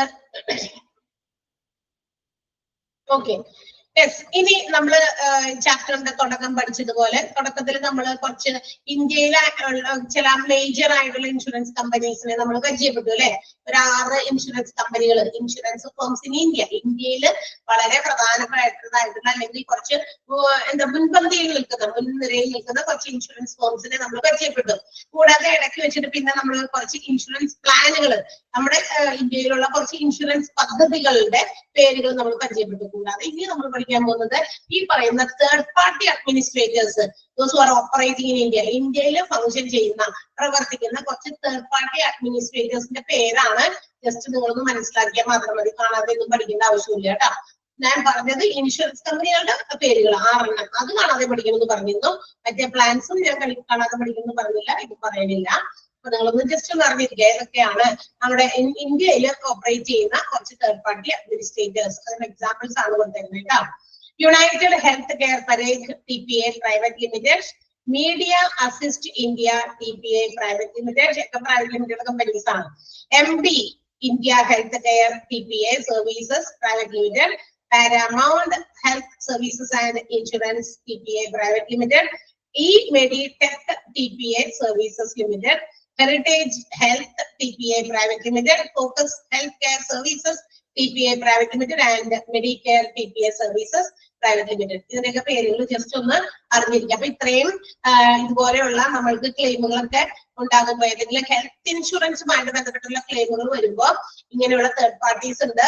അവരെ അന്വേഷിച്ച് കണ്ടുപിടിച്ച് വേണമെങ്കിൽ നമുക്ക് അവരെ ബന്ധപ്പെട്ടിട്ട് നമ്മുടെ ക്ലെയിമുകളുടെ മറ്റു പ്രൊസീജിയേഴ്സിലേക്കൊക്കെ അവരുടെ സേവനം നമുക്ക് വേണമെങ്കിൽ ഉപയോഗപ്പെടുത്താം. അപ്പൊ പ്രധാനമായിട്ടുള്ള ഇന്ത്യയിലെ കുറച്ച് തേർഡ് പാർട്ടി അഡ്മിനിസ്ട്രേഷന്റെ പേരുകളാണ് നമ്മളിപ്പോ വായിച്ചു കേട്ടല്ലോ. പേരുകൾ ജസ്റ്റ് നിങ്ങൾ അറിഞ്ഞിരുന്നാൽ മാത്രം മതി, നമുക്ക് അതിനെ കുറിച്ച് വിശദമായിട്ടൊന്നും പഠിക്കാനൊന്നുമില്ല. പേര് ജസ്റ്റ് ഒന്ന് അറിഞ്ഞിരിക്കുക. തേർഡ് പാർട്ടികള് അങ്ങനത്തെ ഏജൻസികൾ ഉണ്ട്, ഫംഗ്ഷൻ ചെയ്യുന്നുണ്ട്. അപ്പൊ ക്ലെയിമിംഗ് പ്രോസസ് ഒക്കെ വരുമ്പോൾ ചില ആളുകൾ ഇവരെയാണ് ഡിപ്പെൻഡ് ചെയ്യുന്നത്. നേരിട്ട് അവർക്ക് പല സൗകര്യങ്ങളൊക്കെ ഉള്ളവരാണെങ്കിൽ നേരിട്ട് ഇവരെ എന്ത് ചെയ്യുന്നു, കോൺടാക്ട് ചെയ്യുന്നു, അതുമായിട്ട് ബന്ധപ്പെട്ടുള്ള ക്ലെയിംസിന് വേണ്ടിയിട്ടൊക്കെ. ഓക്കെ, അപ്പൊ അവരുടെ സേവനം നമുക്ക് ഉപയോഗപ്പെടുത്താം. യെസ്, അടുത്തത് നമ്മൾ ഇമ്പോർട്ടന്റ് ആയിട്ടുള്ള മറ്റൊരു കാര്യം പഠിക്കാൻ പോകുന്നത്, നമ്മൾ പാഠം തുടങ്ങിയപ്പോ നമ്മൾ പറയുന്നത് ക്ലെയിം അല്ലെ. അത് മെഡിക്കൽ ഇൻഷുറൻസുമായിട്ട് ബന്ധപ്പെട്ട ഒരു ടേം തന്നെയാണ്. ഏറ്റവും അടുത്ത് ഇൻഷുറൻസ് എന്ന് പറയുന്ന ആ ഒരു കാര്യത്തില് ഏറ്റവും അടുത്ത് കിടക്കുന്ന അല്ലെങ്കിൽ അതിനോട് ചേർത്ത് വെക്കേണ്ട ഒരു ടേം, ഒരു പദമാണ് ക്ലെയിം. അപ്പൊ ഇൻഷുറൻസിനെ കുറിച്ച് പറയുമ്പോൾ ക്ലെയിം എന്ന് പറയുന്ന വേർഡ് നമുക്ക് അവോയ്ഡ് ചെയ്യാൻ പറ്റില്ല. അപ്പൊ നിർബന്ധമായിട്ട് നമ്മൾ ഉപയോഗിക്കേണ്ട ഒരു പദം തന്നെയാണത്. അപ്പൊ എന്താണ് ക്ലെയിം എന്ന് നമ്മൾ പറഞ്ഞല്ലോ. നമ്മൾ ക്ലെയിം എന്ന് പറയുന്നത് എന്താണ്? A person's request to the insurance company for a loss. അതായത് നമുക്കുണ്ടാകുന്ന ഏതെങ്കിലും നഷ്ടത്തിന് നമ്മൾ ഇൻഷുറൻസ് കമ്പനിയോട് അതിന്റെ കോമ്പൻസേഷൻ അപേക്ഷിക്കുന്നു. അതായത് നമ്മൾ റിക്വസ്റ്റ് ചെയ്യാണ്. അതിനെയാണ് നമ്മൾ ആ റിക്വസ്റ്റിനെയാണ് ശരിക്കും പറഞ്ഞാൽ എന്ത് വിളിക്കുക? ക്ലെയിം എന്ന് വിളിക്കുക. അപ്പൊ ക്ലെയിമിങ്ങിന്റെ കാര്യങ്ങൾ എങ്ങനെയൊക്കെയാണ് നടക്കുന്നത്, ആ ക്ലെയിമിങ്ങിന്റെ സ്റ്റേജസ് അല്ലെങ്കിൽ സ്റ്റെപ്സ് ആണ് ഇനി നമ്മൾ പറയാൻ പോകുന്നത്. എങ്ങനെയാണ് ഒരു ക്ലെയിം വെക്കുന്നതും ആ ക്ലെയിമിന്റെ കാശ് അല്ലെങ്കിൽ അതിന്റെ എക്സ്പെൻസുകൾ മീറ്റ് ചെയ്യാനുള്ള കാര്യങ്ങളിലേക്ക് അത് എത്തുന്നതും ഇൻഷുറൻസ് കമ്പനി നമുക്ക് അത് എങ്ങനെ തരുന്നു എന്നുള്ളതൊക്കെ ഡീറ്റെയിൽഡ് ആയിട്ട് പോയിന്റ് ആയിട്ട് അവിടെ കൊടുത്തിട്ടുണ്ട്. അപ്പൊ നമുക്ക് എന്താണെന്ന് നോക്കാം. Processing A claim consist of the following stages or steps. താഴെ പറയുന്ന സ്റ്റെപ്സിലൂടെ അല്ലെങ്കിൽ സ്റ്റേജസിലൂടെയാണ് ക്ലെയിമിംഗ് പ്രോസസ്സുകൾ നടക്കുന്നത്. അപ്പൊ ഒന്നാമത്തെ എന്താണ്? ആദ്യം തന്നെ നമ്മൾ ക്ലെയിം ചെയ്യണം അല്ലെ. എന്താണ് ക്ലെയിം എന്ന് പറയുന്നത്? On the occurrence of unfortunate event. എന്തെങ്കിലും നിർഭാഗ്യകരമായിട്ടുള്ള ഒരു കാര്യം നടക്കുമ്പോൾ നമ്മൾ ഇൻഷുറൻസ് പോളിസി ഉള്ള ആൾക്കാർക്ക് അവരുടെ ഹെൽത്തുമായിട്ട് ബന്ധപ്പെട്ടിട്ട് എന്തെങ്കിലും നിർഭാഗ്യകരമായ എന്തെങ്കിലും നടക്കുക, എന്തെങ്കിലും രോഗം വരിക, അല്ലെങ്കിൽ എന്തെങ്കിലും ആക്സിഡന്റ് ഒക്കെ വരിക, അങ്ങനെയൊക്കെ വരുമ്പോ the incident should be informed to the insurance company. അത് നമ്മൾ ആരെ അറിയിക്കണം? ഇൻഷുറൻസ് പ്രൊവൈഡ് ചെയ്യുന്ന ഇൻഷുറൻസ് കമ്പനിയെ അറിയിക്കണം. ആ അറിയിക്കലാണ് ക്ലെയിം എന്ന് പറയുന്നത്. That process is known as claim. ആ ഒരു പ്രോസസ്സിനെ നമ്മൾ വിളിക്കുന്ന പേരാണ് റേസിംഗ് എ ക്ലെയിം എന്ന് പറയുന്നത്. ക്ലെയിം റേസ് ചെയ്യുക എന്നാണ് നമ്മൾ പറയാം. അപ്പൊ ഞാൻ ഒരു എന്തെങ്കിലും ഹെൽത്ത് ഇൻഷുറൻസ് പദ്ധതി എടുത്തിരിക്കുന്ന ആളാണ്, അല്ലെങ്കിൽ അങ്ങനത്തെ ഒരു ഇതിൽ പാർട്ടായിട്ടുള്ള ആളാണെങ്കിൽ എനിക്ക് എന്തെങ്കിലും അസുഖം വന്നു, ഹോസ്പിറ്റലൈസ്ഡ് ആയി. സോ ഞാൻ എന്ത് ചെയ്യുന്നു? എന്റെ ആ ഒരു ഇവന്റ് എനിക്ക് എങ്ങനെ ഒരു കാര്യമുണ്ട് എന്ന് പറഞ്ഞിട്ട് ഞാൻ ഇൻഷുറൻസ് പ്രൊവൈഡറിനെ അറിയിക്കുന്നു. ആ അറിയിക്കല് എന്ന് പറയുന്നത് എന്താ? ഇതൊരു ക്ലെയിമിംഗ് പ്രോസസ് ആണ്. അതായത് റേസിംഗ് എ ക്ലെയിം ആണ്. ഒരു ക്ലെയിമിന് വേണ്ടിയിട്ട് നമ്മൾ റേസ് ചെയ്യണം, നമ്മുടെ ആവശ്യം ഉന്നയിക്കുന്നതാണ് കേൾക്കുന്നത്. അപ്പൊ ആദ്യം തന്നെ നമ്മൾ ക്ലെയിം ചെയ്തു. ഈ ക്ലെയിം എങ്ങനെയാണ് അറിയിക്കേണ്ടത്? ഓറലി മാത്രം അറിയിച്ചാൽ മതിയോ? അതായത് വാക്കാൽ ഇങ്ങനെ ഫോൺ എടുത്ത് വിളിക്കോ അങ്ങനെയൊക്കെ മാത്രമാണ് അറിയിക്കുന്നത്? അല്ല, എന്ത് കാര്യത്തിനും റിട്ടേൺ ഒരു എവിഡൻസ് എന്തായാലും ആവശ്യമുണ്ട്. സോ ദാറ്റ് ഈ പറയുന്ന claim we have to do. എങ്ങനെ നമ്മളത് ചെയ്യുന്നത്? ഇത് ചെയ്യുന്നത് ബൈ ഫില്ലിംഗ് അപ്പ് ഫോംസ്. നമ്മൾ ഫോം ഫില്ല് ചെയ്തിട്ട് അതെങ്ങനെ ഫില്ല് ചെയ്യാം? Either in the branch office, നമ്മുടെ ഇൻഷുറൻസിന്റെ ബ്രാഞ്ച് ഓഫീസ് എവിടെയാണോ അവിടെ പോയിട്ട് ഫോം വാങ്ങിച്ച്, ക്ലെയിമിങ്ങിന്റെ ഫോം ഉണ്ടായിരിക്കും, ആ ക്ലെയിമിന്റെ ഫോം തരാൻ പറയാ, ഫോം വാങ്ങിക്കുക, ഫില്ല് ചെയ്ത കൊടുക്കുക. ഓക്കെ. അതർവൈസ് അല്ലെങ്കിൽ ഐദർ ഓർ ആണ്. അല്ലെങ്കിൽ എന്ത് ചെയ്യാം? അവരുടെ വെബ്സൈറ്റിൽ കയറിയിട്ട്, ആ ഇൻഷുറൻസിന്റെ വെബ്സൈറ്റിൽ കയറിയിട്ട് അതിനകത്ത് ആ ക്ലെയിമിന്റെ ഫോം കിടക്കുന്നുണ്ടാകും, അത് എടുത്തിട്ട് നമുക്ക് ഫില്ല് ചെയ്തിടാം. ഓക്കെ. ഇപ്പൊ ഇതേതെങ്കിലും രീതിയിൽ നമുക്ക് നമ്മുടെ ക്ലെയിമിന് വേണ്ടിയിട്ട് നമുക്ക് അപേക്ഷിക്കാവുന്നതാണ്, റിക്വസ്റ്റ് ചെയ്യാവുന്നതാണ്. അപ്പൊ ഫയലിംഗ് എ ക്ലെയിം എന്ന് പറയുന്നതിൽ രണ്ട് കാര്യങ്ങൾ ഉൾപ്പെടുന്നുണ്ട്. Filling up claims either on the website of the insurer, ഇൻഷുററിന്റെ വെബ്സൈറ്റിൽ കയറിയോ, or in the branch office, branch ഓഫീസിലെ ഫോമുകളിൽ എടുത്തിട്ടോ എന്ത് ചെയ്യാം? നമുക്ക് ക്ലെയിം ഫയൽ ചെയ്യാവുന്നതാണ്. അപ്പൊ അത് ഫില്ല് ചെയ്ത് കൊടുത്താൽ മാത്രമേ ക്ലെയിം ആകുള്ളൂ. അല്ലാതെ വെറുതെ ഇങ്ങനെ വിളിച്ചറിയിക്കോ അങ്ങനെയൊന്നും ചെയ്തതുകൊണ്ട് ക്ലെയിം ആയില്ല. നമ്മൾ ഫോം ഫില്ല് ചെയ്ത് കൊടുക്കണം. അപ്പോഴാണ് അതിന്റെ അവര് എന്താ പറയാ ഒഫീഷ്യൽ ആയിട്ടുള്ള കാര്യങ്ങൾ CGSCയിൽ പോകുന്നുള്ളൂ. അപ്പൊ നമ്മൾ എന്ത് ചെയ്യുന്നു? അതുപോലെ ഏതെങ്കിലും രീതിയിൽ നമ്മൾ ഫോം ഫില്ല് ചെയ്ത് കൊടുക്കുന്നു. വെബ്സൈറ്റിൽ കയറി കൊടുക്കാം, അല്ലെങ്കിൽ ബ്രാഞ്ച് ഓഫീസിൽ നിന്ന് ക്ലെയിമിന്റെ ഫോം വാങ്ങിച്ചിട്ട് ഫില്ല് ചെയ്ത് കൊടുക്കാം. അപ്പൊ ക്ലെയിം കൊടുത്തു. ക്ലെയിം കൊടുത്തു കഴിഞ്ഞാൽ അതിന്റെ ഒപ്പം തന്നെ എന്ത് കൊടുത്തോളണം എന്ന് അറിയാമോ? Documents which authenticates the claim. ആ ക്ലെയിമിനെ ശക്തിപ്പെടുത്തുന്ന രീതിയിലുള്ള മറ്റേതെങ്കിലും ഡോക്യുമെന്റ് ഉണ്ടെങ്കിൽ it should be also supported with the submitted form. ആ ഫോമിന്റെ ഒപ്പം തന്നെ നമ്മൾ അതും സബ്മിറ്റ് ചെയ്യണം, സപ്പോർട്ട് ചെയ്യാൻ വേണ്ടിയിട്ട്. എന്ന് വെച്ചാൽ എന്താ? എന്തെങ്കിലും ഡോക്യുമെന്റുകൾ ഉണ്ടെങ്കിൽ ക്ലെയിം ചെയ്യുമ്പോൾ ക്ലെയിമിന്റെ ഒപ്പം തന്നെ മറ്റെന്തെങ്കിലും ഡോക്യുമെന്റ് ഉണ്ടെങ്കിൽ അതും കൂടി ഫിക്സ് ചെയ്യണമെന്ന്. എന്താ കാരണം? അത് ചിലപ്പോ ഇപ്പൊ വെബ്സൈറ്റിലൊക്കെ കയറുമ്പോൾ അത് സ്കാൻ ചെയ്ത് ആ ഫോമിന്റെ കൂടെ കേട്ടേണ്ടി വരും. കാരണം ഇപ്പൊ ആക്സിഡന്റ് ഒക്കെ ആണെങ്കിൽ, ഉദാഹരണം ആക്സിഡന്റ് ഒക്കെ ആണെങ്കിൽ ആ ആക്സിഡന്റിന്റെ സമയത്ത്, ആ ഒരു സമയത്ത് ഉണ്ടായ ആക്സിഡന്റിൽ നമ്മൾക്ക് കിട്ടിയ വീഴ്ചയോ അല്ലെങ്കിൽ ആ വണ്ടിയോ മറ്റൊക്കെ ആണെങ്കിൽ അതിന്റെ ചെറിയൊരു ഫോട്ടോയോ പിക്കോ ഒക്കെ എടുത്തിട്ട് അതൊക്കെ ചിലപ്പോൾ അപ്ലോഡ് ചെയ്യാനൊക്കെ ചോദിക്കാം ഏതെങ്കിലും രീതിയിലൊക്കെ. ആ രീതി എന്തെങ്കിലും അങ്ങനത്തേതാണെങ്കിൽ, അല്ലെങ്കിൽ നമുക്ക് മറ്റേതെങ്കിലും തരത്തിലുള്ള ഫോമുകൾ അതിനകത്ത് ഫിക്സ് ചെയ്ത് കയറ്റാനുണ്ടെങ്കിൽ അത് സ്കാൻ ചെയ്ത് കയറ്റാനായിട്ട് ചോദിച്ചിട്ടുണ്ടാകാം. അങ്ങനെയാണെങ്കിൽ അങ്ങനെ, അല്ലെങ്കിൽ നമ്മൾ അതിന്റെ കൂടെ ബ്രാഞ്ച് ഓഫീസിൽ പോയി ഫോം വാങ്ങിച്ച് ഫില്ല് ചെയ്ത് കൊടുക്കുകയാണെങ്കിൽ അതിന്റെ കൂടെ അതിന്റെ ഫോട്ടോ കോപ്പി ഒക്കെ അറ്റാച്ച് ചെയ്തിട്ട് വേണം ആ ക്ലെയിം സബ്മിറ്റ് ചെയ്യാനായിട്ട്. അപ്പൊ എന്തെങ്കിലും ഡോക്യുമെന്റുകൾ ഇതിനെ എന്താ പറയാ നമ്മുടെ ആ ഒരു ഇൻസിഡന്റിനെ ബലപ്പെടുത്തുന്ന രീതിയിലുള്ള ഡോക്യുമെന്റുകൾ എന്തെങ്കിലും ഉണ്ടെങ്കിൽ it should also be submitted along with the filled forms. ഈ ഫിൽഡ് ചെയ്ത ഫോമിന്റെ ഒപ്പം തന്നെ അതുകൊണ്ട് നമ്മൾ ഫിക്സ് ചെയ്യണം. ക്ലിയർ ആയോ? മൂന്നാമത്തെ പോയിന്റ്. അപ്പൊ ആദ്യം ക്ലെയിം വെക്കുന്നു. ക്ലെയിം വെക്കുന്നത് ഫയൽ നമ്മൾ ഫോം ഫില്ല് ചെയ്തിട്ടാണ്. വെബ്സൈറ്റിലൂടെയോ ബ്രാഞ്ച് ഓഫീസിന്റെ ഫയൽ ഫോംസിലൂടെയോ നമുക്ക് ഫില്ല് ചെയ്ത് ഫോമുകൾ ഫില്ല് ചെയ്ത് കൊടുക്കാവുന്നതാണ് ക്ലെയിമിന് വേണ്ടി. ഇനി അങ്ങനെ കൊടുക്കുമ്പോൾ അതിന്റെ ഒപ്പം തന്നെ അതിനെ കുറച്ചുകൂടി ബലപ്പെടുത്തുന്ന, ആ ഒരു ഇൻസിഡന്റിനെ ബലപ്പെടുത്തുന്ന രീതിയിലുള്ള ഡോക്യുമെന്റ്സ് നമ്മൾ അതിന്റെ ഒപ്പം സബ്മിറ്റ് ചെയ്യണം. ഈ 3 പോയിന്റ്സ് മനസ്സിലായോ? ഓക്കെ. ഇനി ഇതെല്ലാം കൊടുത്തു കഴിയുമ്പോ the insurer, that means the insurance provider, insurance policy തരുന്ന, എന്റെ കോമ്പൻസേഷൻ തരുന്ന ആൾക്കാരുണ്ടല്ലോ, അതിനെയാണ് നമ്മൾ ഇൻഷുറർ എന്ന് വിളിക്കുക. അവർ എന്ത് ചെയ്യുന്നു? ദേ റിവ്യൂസ് ദിസ് ഫോംസ്. ഈ ക്ലെയിമിന്റെ ഫോമുകളൊക്കെ എടുത്ത് റിവ്യൂ ചെയ്യുന്നു, അതിനെ വാല്യൂ ചെയ്യുന്നു, ഇവാലുവേറ്റ് ചെയ്യും. അതിന്റെ വാലിഡിറ്റിയും ഡേറ്റും മറ്റു കാര്യങ്ങളൊക്കെ വെച്ച് നോക്കി അതിനെ ഒരു ഇവാലുവേഷൻ നടത്തും. എന്ന് വെച്ചാൽ അത് അപ്രൂവ് ചെയ്യും. ഫോം നോക്കിയിട്ട് വേഗം ഫോം വന്നു കഴിഞ്ഞാൽ അപ്പൊ തന്നെ അത് കണ്ണടച്ച് നോക്കാതെയൊക്കെ ശരി അവർക്ക് വേണ്ടിയിട്ടുള്ള കാര്യങ്ങളൊക്കെ ചെയ്തോ, അവരുടെ ഹോസ്പിറ്റൽ ട്രീറ്റ്മെന്റുകളൊക്കെ ചെയ്തോ, ഞങ്ങൾ പൈസ വന്നേക്കാന്ന് ഇൻഷുറൻസ് കമ്പനി ഒക്കെ എടുക്കാമോ? തീർച്ചയായിട്ടും. So they have to verify or evaluate that documents and also the filled forms. ഇങ്ങനെ ഫില്ല് ചെയ്ത ഫോമുകളും അതിനൊപ്പം ചേർത്തിരിക്കുന്ന ഡോക്യുമെന്റുകളും ഒക്കെ ഇവാലുവേറ്റ് ചെയ്ത് ആര് നോക്കും? ഇൻഷുറൻസ് പ്രൊവൈഡർ, അതായത് ഇൻഷുറർ അത് നോക്കുന്നു. അതിനുശേഷം after whether these terms and conditions of the policy, ആ പോളിസിയുടെ എല്ലാ തരത്തിലുള്ള നിയമങ്ങളും വ്യവസ്ഥകളും ഒക്കെ ഫുൾഫിൽ ചെയ്യുന്ന ഒരു ക്ലെയിം ആണ് നമ്മളുടേതെങ്കിൽ insurer will approve the claim. ആ ക്ലെയിം അപ്രൂവ് ചെയ്യുന്നു. Okay, very good. നിങ്ങൾ ട്രീറ്റ്മെന്റ് ക്യാരി ഓൺ ചെയ്തോളൂ, നമ്മളിത് ഏറ്റെടുത്തിരിക്കുന്നു, നമ്മളുടെ പോളിസിയുടെ എല്ലാ ടേംസ് ആൻഡ് കണ്ടീഷൻസ് ഒക്കെ ഫുൾഫിൽ ചെയ്യുന്ന ഒരു ക്ലെയിം ആണ്. So you can carry on the treatment എന്ന് പറഞ്ഞിട്ട് ഹോസ്പിറ്റൽസിലേക്ക് അതിന്റെ ഇന്റിമേഷൻ അല്ലെങ്കിൽ ഇൻഫർമേഷൻ പാസ് ചെയ്യും. അപ്രൂവ്ഡ് എന്ന് പറഞ്ഞിട്ട്. അപ്പൊ ക്ലെയിം അപ്രൂവ് ചെയ്യുന്നത് ഇൻഷുറൻസ് പ്രൊവൈഡർ ആണ്. അത് വെരിഫിക്കേഷൻ ഒക്കെ ശേഷമായിരിക്കും ഇത് നോക്കുക. കാരണം അതിന്റെ ടേംസ് ആൻഡ് കണ്ടീഷൻസ് എല്ലാം ഫോളോ ചെയ്യുന്നത്, ഇവർക്ക് കിട്ടേണ്ട ബെനിഫിറ്റ് ഒക്കെ നോക്കിയിട്ടായിരിക്കും അപ്രൂവൽ കൊടുക്കുന്നത്. Okay. And if once the company approves ഈ ഒരു കാര്യം ക്ലെയിം അപ്രൂവ് ചെയ്ത് കഴിഞ്ഞു കഴിഞ്ഞാൽ they have to pay the benefits to the policy holder according to the policy document.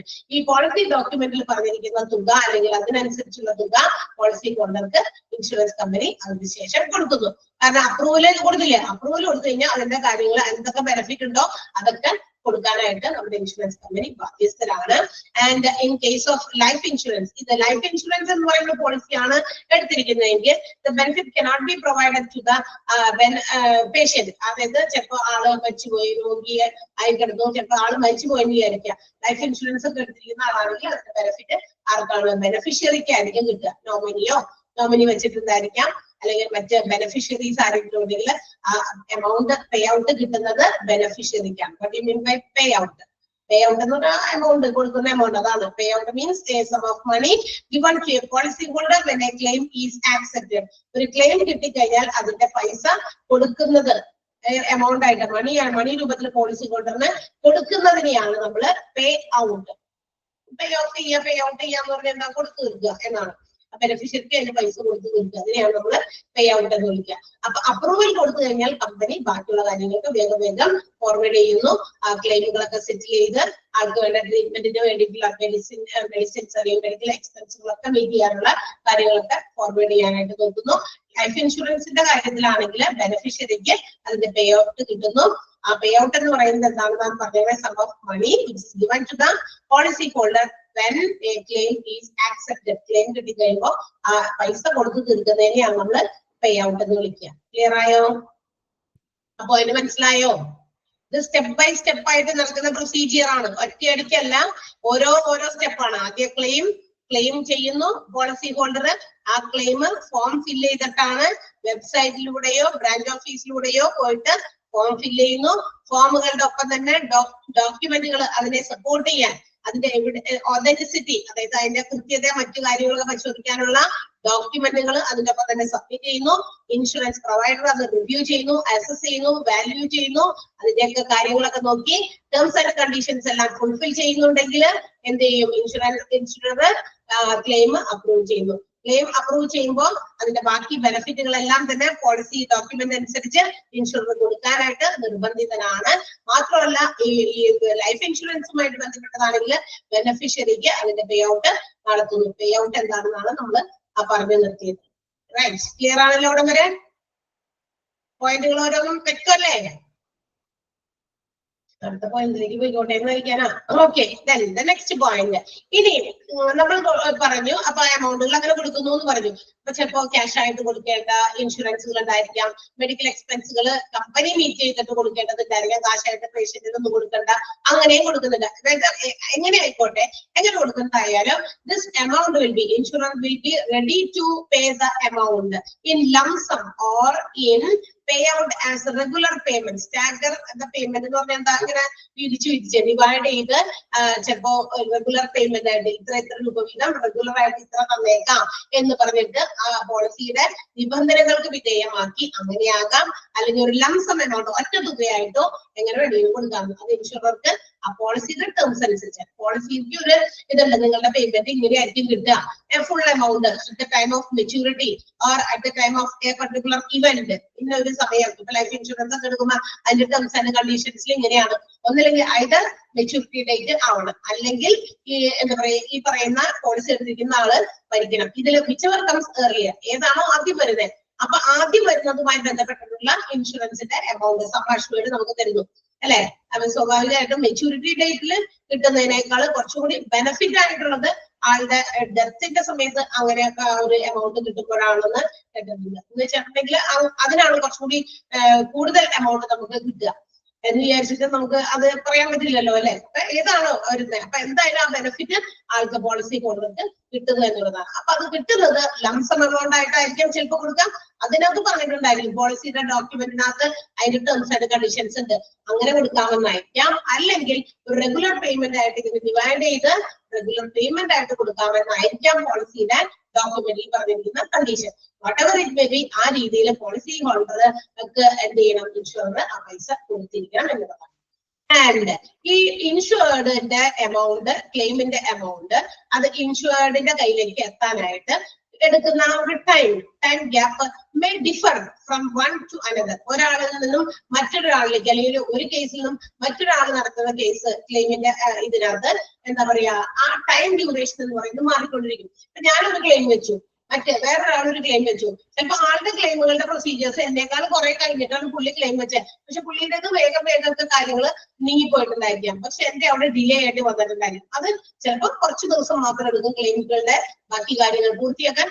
ചിലതൊക്കെ കുറച്ച് കൂടുതൽ സമയം എടുക്കും. കാരണം എന്താ, if all the documents are in order, it will be easy to access our claim. നമ്മുടെ ക്ലെയിമുകൾ ഈടാക്കാനും നമുക്ക് ക്ലെയിമുകളുടെ ആ ഒരു ബെനിഫിറ്റ് നേരത്തെ കൂട്ടി കിട്ടാനും എല്ലാ ഡോക്യുമെന്റുകളും ഓർഡറായിട്ട് നമ്മൾ പ്ലേസ് ചെയ്തിട്ടുണ്ടെങ്കിൽ, വേറെ യാതൊരു തെറ്റിദ്ധരിപ്പിക്കുന്ന രീതിയിലുള്ള കാര്യങ്ങളും നമ്മളും ഉണ്ടാക്കിയിട്ടില്ലെങ്കിൽ, എല്ലാം ക്ലിയർ കട്ട് പാത്താണെങ്കിൽ എല്ലാം എളുപ്പം ശരിയാവും. അല്ലെങ്കിലോ എല്ലാം എന്തെങ്കിലുമൊക്കെ ബുദ്ധിതിരിപ്പൊക്കെ അതിനകത്ത് ഉള്ളിലുണ്ടെങ്കിൽ നമ്മളായിട്ട് തന്നെ ഉണ്ടാക്കി വെച്ച ചില കാര്യങ്ങളൊക്കെ തൊട്ടടുത്ത പോയിന്റിൽ അത് പറയുന്നത് കേട്ടോ, അത് അന്നേരം പറയാം ഞാൻ. അപ്പൊ അങ്ങനെയൊക്കെ ഉണ്ടെങ്കിൽ, പിന്നെ ഡോക്യുമെന്റുകളൊന്നും ക്ലിയർ അല്ല എങ്കിൽ, അതൊന്നും ഓർഡർ ആയിട്ടല്ല എങ്കിൽ, അപ്പൊ ഒക്കെ ഈ ക്ലെയിമിന്റെ പ്രൊസീജിയേഴ്സ് നടത്തിക്കൊണ്ട് പോകാനായിട്ട് ഡിലേ വരാനായിട്ട് സാധിക്കും.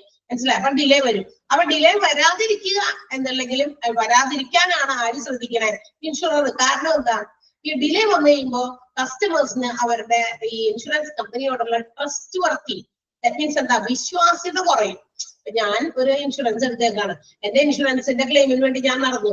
അപ്പൊ കുറെ അധികം അവരെന്നെ ഓടിച്ചു, കുറെ ഡോക്യുമെന്റ് ശരിയല്ല, അത് ഇതല്ല എന്ന് പറഞ്ഞിട്ട് കുറെ ഡോക്യുമെന്റ് ക്ലിയർ ചെയ്യാനൊക്കെ എനിക്ക് ഉണ്ടായിരുന്നു. അപ്പൊ എനിക്ക് ലാഗ് വന്നു, കുറെ സമയം വന്നു. പിന്നീട് അത് എപ്പോഴെങ്കിലും ചിലപ്പോ ഒരു 3-4 മാസമൊക്കെ എടുത്തിട്ടായാലും ചിലപ്പോ ആ ഒരു ഇൻഷുറൻസിന്റെ ക്ലെയിമിന്റെ ബാക്കി ബെനിഫിറ്റ് ഒക്കെ എന്റെ കയ്യിലെത്തി എന്ന് വിചാരിക്കും, അസ്യൂം ചെയ്യാം, അങ്ങനെ വിചാരിക്കും. ഒരു 10 ആളോട് ഞാനത് പറയും അല്ലെ, ആരെങ്കിലും എന്തെങ്കിലും ഇൻഷുറൻസുമായി ബന്ധപ്പെട്ട ഒരു കാര്യം പറയുമ്പോ ഞാൻ പറയും, ഞാൻ കൊണ്ടുപോയി തലവെച്ച് കൊടുത്തതാ, എന്നിട്ട് എനിക്ക് ഒത്തിരി അതിനകത്ത് ഓടി നടക്കേണ്ടി വന്നു, അതാണ് ഇതാണെന്ന് പറഞ്ഞിട്ട് ഞാൻ ഒരാളോട് ചിലപ്പോ 10 പേരോട് ഞാൻ പറയും. അതൊരു എന്താ പറയാ, മോക്ക് അഡ്വർടൈസ്മെന്റ് പോലെ അല്ലെ എന്നോട്. അപ്പൊ അവര് ചിലപ്പോ എടുക്കാൻ ഇൻഷുറൻസ് ആയിരിക്കാം. എന്റെ ഈ പറച്ചിൽ കേട്ടപ്പോ എന്ത് ചെയ്തു, വേണ്ട എന്നാ, കാരണം അവിടെ അത് കുറച്ച് ലാഗ് ആണ്, ഡിലേ ആണെന്നാണ്. പക്ഷെ അത് എന്റെ കുഴപ്പം കൊണ്ടായിരിക്കാം ചിലപ്പോൾ അത് ഉണ്ടായത്, അല്ലാതെ ഇൻഷുറൻസ് കമ്പനിക്കാരുടെ കുഴപ്പം കൊണ്ടല്ല. അപ്പൊ ഓരോരുത്തരും നമ്മൾ നടത്തുന്ന ക്ലെയിമുകളുടെ പേപ്പർ വർക്ക്സുകളൊക്കെ ക്ലിയർ ആണെങ്കിൽ, സ്മൂത്ത് ആണെങ്കിൽ, എല്ലാം ഓർഡറിലാണെങ്കിൽ ഡിലേ ഉണ്ടാവില്ല. കൃത്യമായിട്ട് ഫ്യൂ ഡേയ്സ് കൊണ്ട് തന്നെ, വളരെ ഫ്യൂ ഡേയ്സ് കൊണ്ട് തന്നെ അതിന്റെ പ്രൊസീഡിങ്സ് ഒക്കെ കൃത്യമായിട്ട് നമ്മുടെ കയ്യിലേക്ക് എത്തും. അതർവൈസ് അത് സമയമെടുക്കും. ആ സമയമെടുത്താൽ അത് നമ്മുടെ ഇൻഷുറൻസ് കമ്പനിയുടെ ട്രസ്റ്റ് വർത്തിനെസ്സിനെ ചിലപ്പോൾ ഇഫക്റ്റീവ്, അവരുടെ ഗുഡ് വില്ലിനെ ബാധിക്കും. വേഗം കാര്യങ്ങൾ ചെയ്തു കൊടുത്താലാണ് കസ്റ്റമേഴ്സിനെ കൂടുതൽ നമുക്ക് എടുക്കാൻ പറ്റുള്ളൂ. കാരണം കസ്റ്റമേഴ്സിന്റെ ഇടയിൽ ഒരു ബിസിനസ്സുകാരനെ പിടിച്ചു നിൽക്കണമെങ്കിൽ അവരെ സാറ്റിസ്ഫൈഡ് ആക്കണം, അല്ലേ? അങ്ങനെയല്ലേ? നമ്മൾ കസ്റ്റമേഴ്സിനെ സാറ്റിസ്ഫൈഡ് ആക്കുക, അതിലൂടെ മാത്രമേ കസ്റ്റമേഴ്സിന്റെ ആ ഒരു ഇത് പിടിച്ചു പറ്റാൻ പറ്റുള്ളൂ. അത് പിടിച്ചു നിർത്താനായിട്ട് പറ്റണം ആർക്ക്, ഇൻഷുറൻസ് കമ്പനിക്ക്. അത് ചെയ്യാൻ വേണ്ടിയിട്ടാണ് നോക്കുക പലപ്പോഴും. പക്ഷെ ഇത്തരം കാര്യങ്ങളൊക്കെ വരുമ്പോൾ എന്ത് പറ്റും, അവിടെ ഡിലേ വരാൻ സാധ്യതയുണ്ട്. ആ ഡിലേ വരാതിരിക്കാനായിട്ട് ശ്രദ്ധിക്കാൻ പറയുന്ന കാര്യം എന്താണെന്ന് അറിയാമോ? അടുത്ത പോയിന്റിൽ പറയുന്നുണ്ട്, all the details about ourselves, our health and our style, നമ്മുടെ ലൈഫ് സ്റ്റൈലിനെ കുറിച്ചും നമ്മുടെ ഹെൽത്ത് കണ്ടീഷൻസിനെ കുറിച്ചും everything should be disclosed to the insurer at the time of joining the policy. ഈ പോളിസിയിലേക്ക് ജോയിൻ ചെയ്യുമ്പോൾ, അല്ലെങ്കിൽ when we purchase a insurance, നമ്മളൊരു insurance purchase ചെയ്യുന്ന സമയത്ത് നമ്മുടെ ഹെൽത്ത് കണ്ടീഷൻസ്, നമ്മുടെ ലൈഫ് സ്റ്റൈൽ ഒക്കെ അവരോട് പറഞ്ഞിരിക്കണം. ഒന്നും ഒളിച്ചും മറിച്ചും വെച്ച് ഇൻഷുറൻസ് എടുത്താൽ ഇങ്ങനെ ഇരിക്കും. എങ്ങനെ ഇരിക്കും? അവസാനം വരുമ്പോ അവര് പറയും, ഇത് നിങ്ങൾക്ക് നമ്മളൊരു പോളിസി എടുത്തു, 2-3 മാസം എന്താ പറയാ പ്രീമിയം അടച്ചു, 2-3 മാസം കഴിയുമ്പോൾ നമുക്ക് എന്തെങ്കിലും ഒരു രോഗം വിസിബിൾ എന്ന് പറഞ്ഞാൽ നമ്മൾ ഹോസ്പിറ്റലൈസ്ഡ് ആയി, അയ്യോ സീരിയസ് ആണ്, അതാണ് ഇതാണെന്നൊക്കെ പറഞ്ഞാൽ, അപ്പൊ എന്തെങ്കിലും ക്യാൻസർ പോലെയുള്ള രോഗങ്ങളാണെന്ന് വിചാരിക്കുക. അത്തരം ക്രിട്ടിക്കൽ ഇൽനെസ് ആണ്. അതൊന്നും 1 ദിവസം കൊണ്ട് 2 ദിവസം കൊണ്ട് വരുന്നതല്ല. മാത്രമല്ല അത് 1 ദിവസം കൊണ്ട് 2 ദിവസം കൊണ്ട് ക്രിട്ടിക്കൽ സ്റ്റേജസിലേക്ക് പോകില്ല. It will take time. അല്ലെ? ഓരോ സ്റ്റേജ് കടന്നാണ് അത് ക്രിട്ടിക്കൽ സ്റ്റേജിലേക്ക് പോകുക. അപ്പൊ എന്താണ് നമ്മൾ എടുക്കുന്ന സമയത്ത്, പോളിസി എടുക്കുന്ന സമയത്ത് there has been existing ആ ഒരു രോഗം നമുക്ക് ഉണ്ടായിരുന്നു എന്നാണ്. അത് മറച്ചു വെച്ചുകൊണ്ടാണ് നമ്മൾ പോളിസി എടുത്തിരിക്കുന്നത്. അപ്പൊ അങ്ങനെ പാടില്ല എന്നാണ്. അപ്പൊ എന്ത് പറ്റും? ഇത് നമ്മൾ എടുക്കുന്ന സമയത്ത് തന്നെ ഇയാൾക്ക് ഇന്ന രോഗമുണ്ട്, അപ്പൊ അതുകൊണ്ട് നമ്മൾ അതിന് കുറച്ച് അന്വേഷിക്കേണ്ടതുണ്ട്, അല്ലെങ്കിൽ കുറച്ച് ഡിലേ വരും, അല്ലെങ്കിൽ നമ്മൾ ഇതിനകത്ത് ഈ ഒരു ബെനിഫിറ്റ് നിങ്ങൾക്ക് പ്രൊവൈഡ് ചെയ്യുന്നതല്ല എന്നുള്ള ഡിസിഷൻസ് ഒക്കെ എടുക്കാനായിട്ട് പോളിസി തരുന്ന ആൾക്കാർക്ക്, പോളിസിയുടെ എന്താ പറയാ പ്രൊവൈഡർക്ക്, അതായത് ഇൻഷുറൻസ് കമ്പനിക്ക് തീരുമാനിക്കാം. അപ്പൊ അങ്ങനെയൊക്കെ വരുമ്പോഴാണ് കേട്ടോ ഈ ഡിലേ ഒക്കെ വരുന്നത് കുറെയൊക്കെ. അല്ലെങ്കിൽ മാത്രമല്ല, അങ്ങനെ എന്തെങ്കിലും നമ്മൾ മറച്ചു വെച്ചോ കൺസീൽ ചെയ്തോ അങ്ങനെ എന്തെങ്കിലുമൊക്കെ ചെയ്തിട്ടുണ്ടെങ്കിൽ at any time the insurer can reject the claims. ഈ ക്ലെയിമുകളെ റിജക്ട് ചെയ്യാനും ഇൻഷുറൻസ് കമ്പനിക്ക് അധികാരമുണ്ട് എന്നുള്ള കാര്യമാണ് നമ്മൾ അറിഞ്ഞിരിക്കേണ്ടത്. അപ്പൊ ഇത്രയും കാര്യങ്ങളാണ് ക്ലെയിമിങ്ങിന്റെ പ്രൊസീജിയേഴ്സിൽ അതിന്റെ സ്റ്റെപ്പ് ബൈ സ്റ്റെപ്പ് ആയിട്ട് നമുക്ക് മനസ്സിലാക്കേണ്ടത്. ക്ലിയർ ആണോ? മനസ്സിലായോ പോയിന്റുകളെല്ലാം? അല്ലെ? സിമ്പിൾ അല്ലേ? ഇത് ഒരു പോളിസിയുടെ എമൗണ്ടിന് വേണ്ടി നമ്മൾ ക്ലെയിം ചെയ്യുന്നതും അത് നമ്മുടെ കയ്യിലേക്ക് എത്തുന്നതും വരെയുള്ള സ്റ്റേജസ് ആണ് ഇങ്ങനെ ഓരോ പോയിന്റ്സ് ആയിട്ട് നമുക്ക് വേണ്ടി തന്നിരിക്കുന്നത്. ജസ്റ്റ് ഒന്ന് വായിച്ചു നോക്കാമോ? ഒരു 2 മിനിറ്റ് ഒന്ന് വേഗം വായിച്ചു നോക്കിയേ.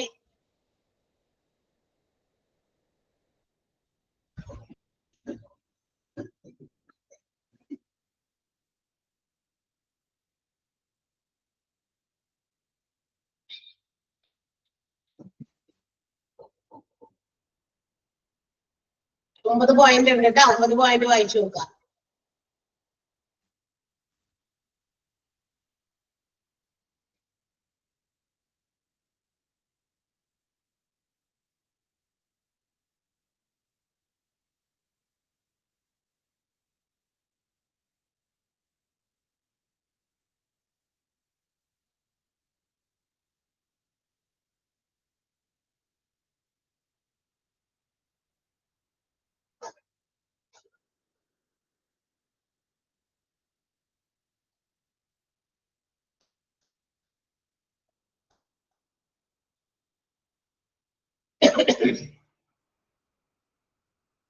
അതിനകത്ത് ഒന്നാമത്തെ പോയിന്റ് ഒന്ന് അണ്ടർലൈൻ ചെയ്യണേ.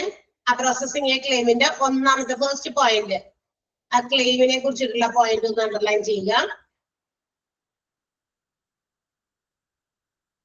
നെക്സ്റ്റ് വൺ, പേ ഔട്ട് എന്താണെന്ന് അണ്ടർലൈൻ ചെയ്യുക. Pay out means a sum of money given to a policy holder when a claim is accepted. അവിടെ വരെ അതൊന്ന് അണ്ടർലൈൻ ചെയ്യുക. പിന്നെ ലാസ്റ്റത്തെ പോയിന്റിനകത്ത് the insurer can reject claims on your policy if you conceal or mistake any fact.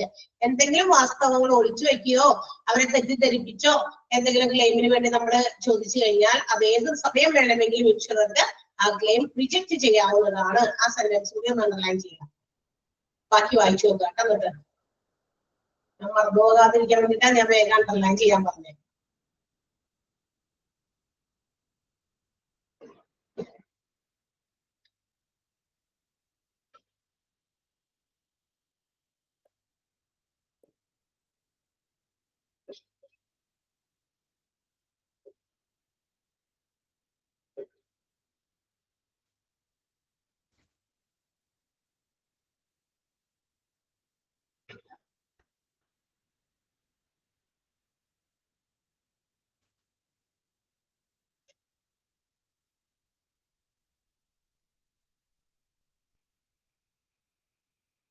Doubt ഉണ്ടോ എല്ലാവർക്കും? മനസ്സിലായല്ലോ?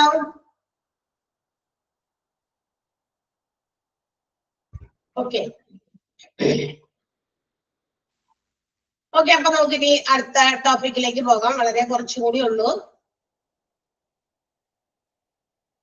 2 കാര്യം കൂടി കഴിഞ്ഞു കഴിഞ്ഞാൽ നമ്മുടെ മെഡിക്കൽ ഇൻഷുറൻസ് എന്ന് പറയുന്ന ചാപ്റ്റർ തീരും.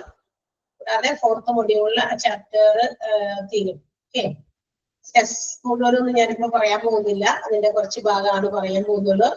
നമുക്ക് കണ്ടാൽ അറിയാം, it is A flow chart അല്ലെ? ഒരു ഫ്ലോ ചാർട്ട് തന്നിരിക്കുകയാണ്. ഇതുപോലുള്ള ചാർട്ടുകള്, ഡയഗ്രമാറ്റിക് റെപ്രസെന്റേഷൻസ് ഒക്കെ നമുക്ക് കുറച്ചുകൂടി എന്താ പറയാ, നമുക്ക് പെട്ടെന്ന് ഒരു നല്ലൊരു എന്താ ക്യാച്ച് ചെയ്യാൻ പറ്റുന്ന രീതിയിലാണ് ഇങ്ങനെ കൊടുത്തിരിക്കുന്നത് അല്ലെ? ഈ കുറെ പാരഗ്രാഫ് പോലെ എഴുതിയിട്ട് വായിക്കുന്നതിനേക്കാൾ കുറച്ചുകൂടി ഇൻട്രസ്റ്റിംഗ് ആയിട്ട് നമുക്ക് അല്ലെങ്കിൽ നമുക്ക് പെട്ടെന്ന് വായിക്കാനും അത് മനസ്സിലാക്കാനും തോന്നുന്നത് ഇതുപോലുള്ള ഡയഗ്രമാറ്റിക് റെപ്രസെന്റേഷൻസ് ആണ്. അതുപോലെ ഫ്ലോ ചാർട്ടുകൾ, ടേബിൾ റെപ്രസെന്റേഷൻസ് ഒക്കെ കുറച്ചുകൂടി ഇൻട്രസ്റ്റിംഗ് ആണ് വായിക്കാനും അത് മനസ്സിലാക്കാനും ഒക്കെ.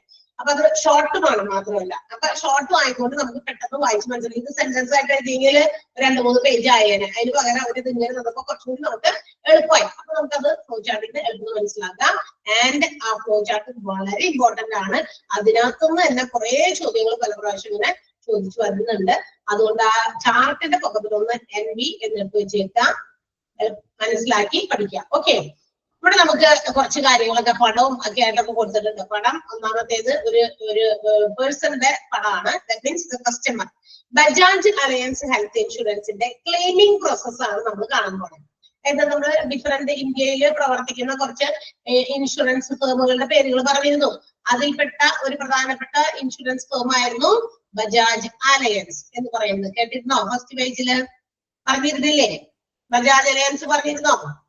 അബൈബ ലൈഫ് ഇൻഷുറൻസ്, ബജാജ് അലയൻസ് എന്നൊക്കെ നമ്മൾ പറഞ്ഞിരുന്നു അല്ലെ. ഒരു 6 വ്യത്യസ്തങ്ങളായിട്ടുള്ള ഇന്ത്യയിൽ പ്രവർത്തിക്കുന്ന ഇൻഷുറൻസ് കമ്പനികളുടെ പേരുകൾ നമ്മൾ പറഞ്ഞിരുന്നു.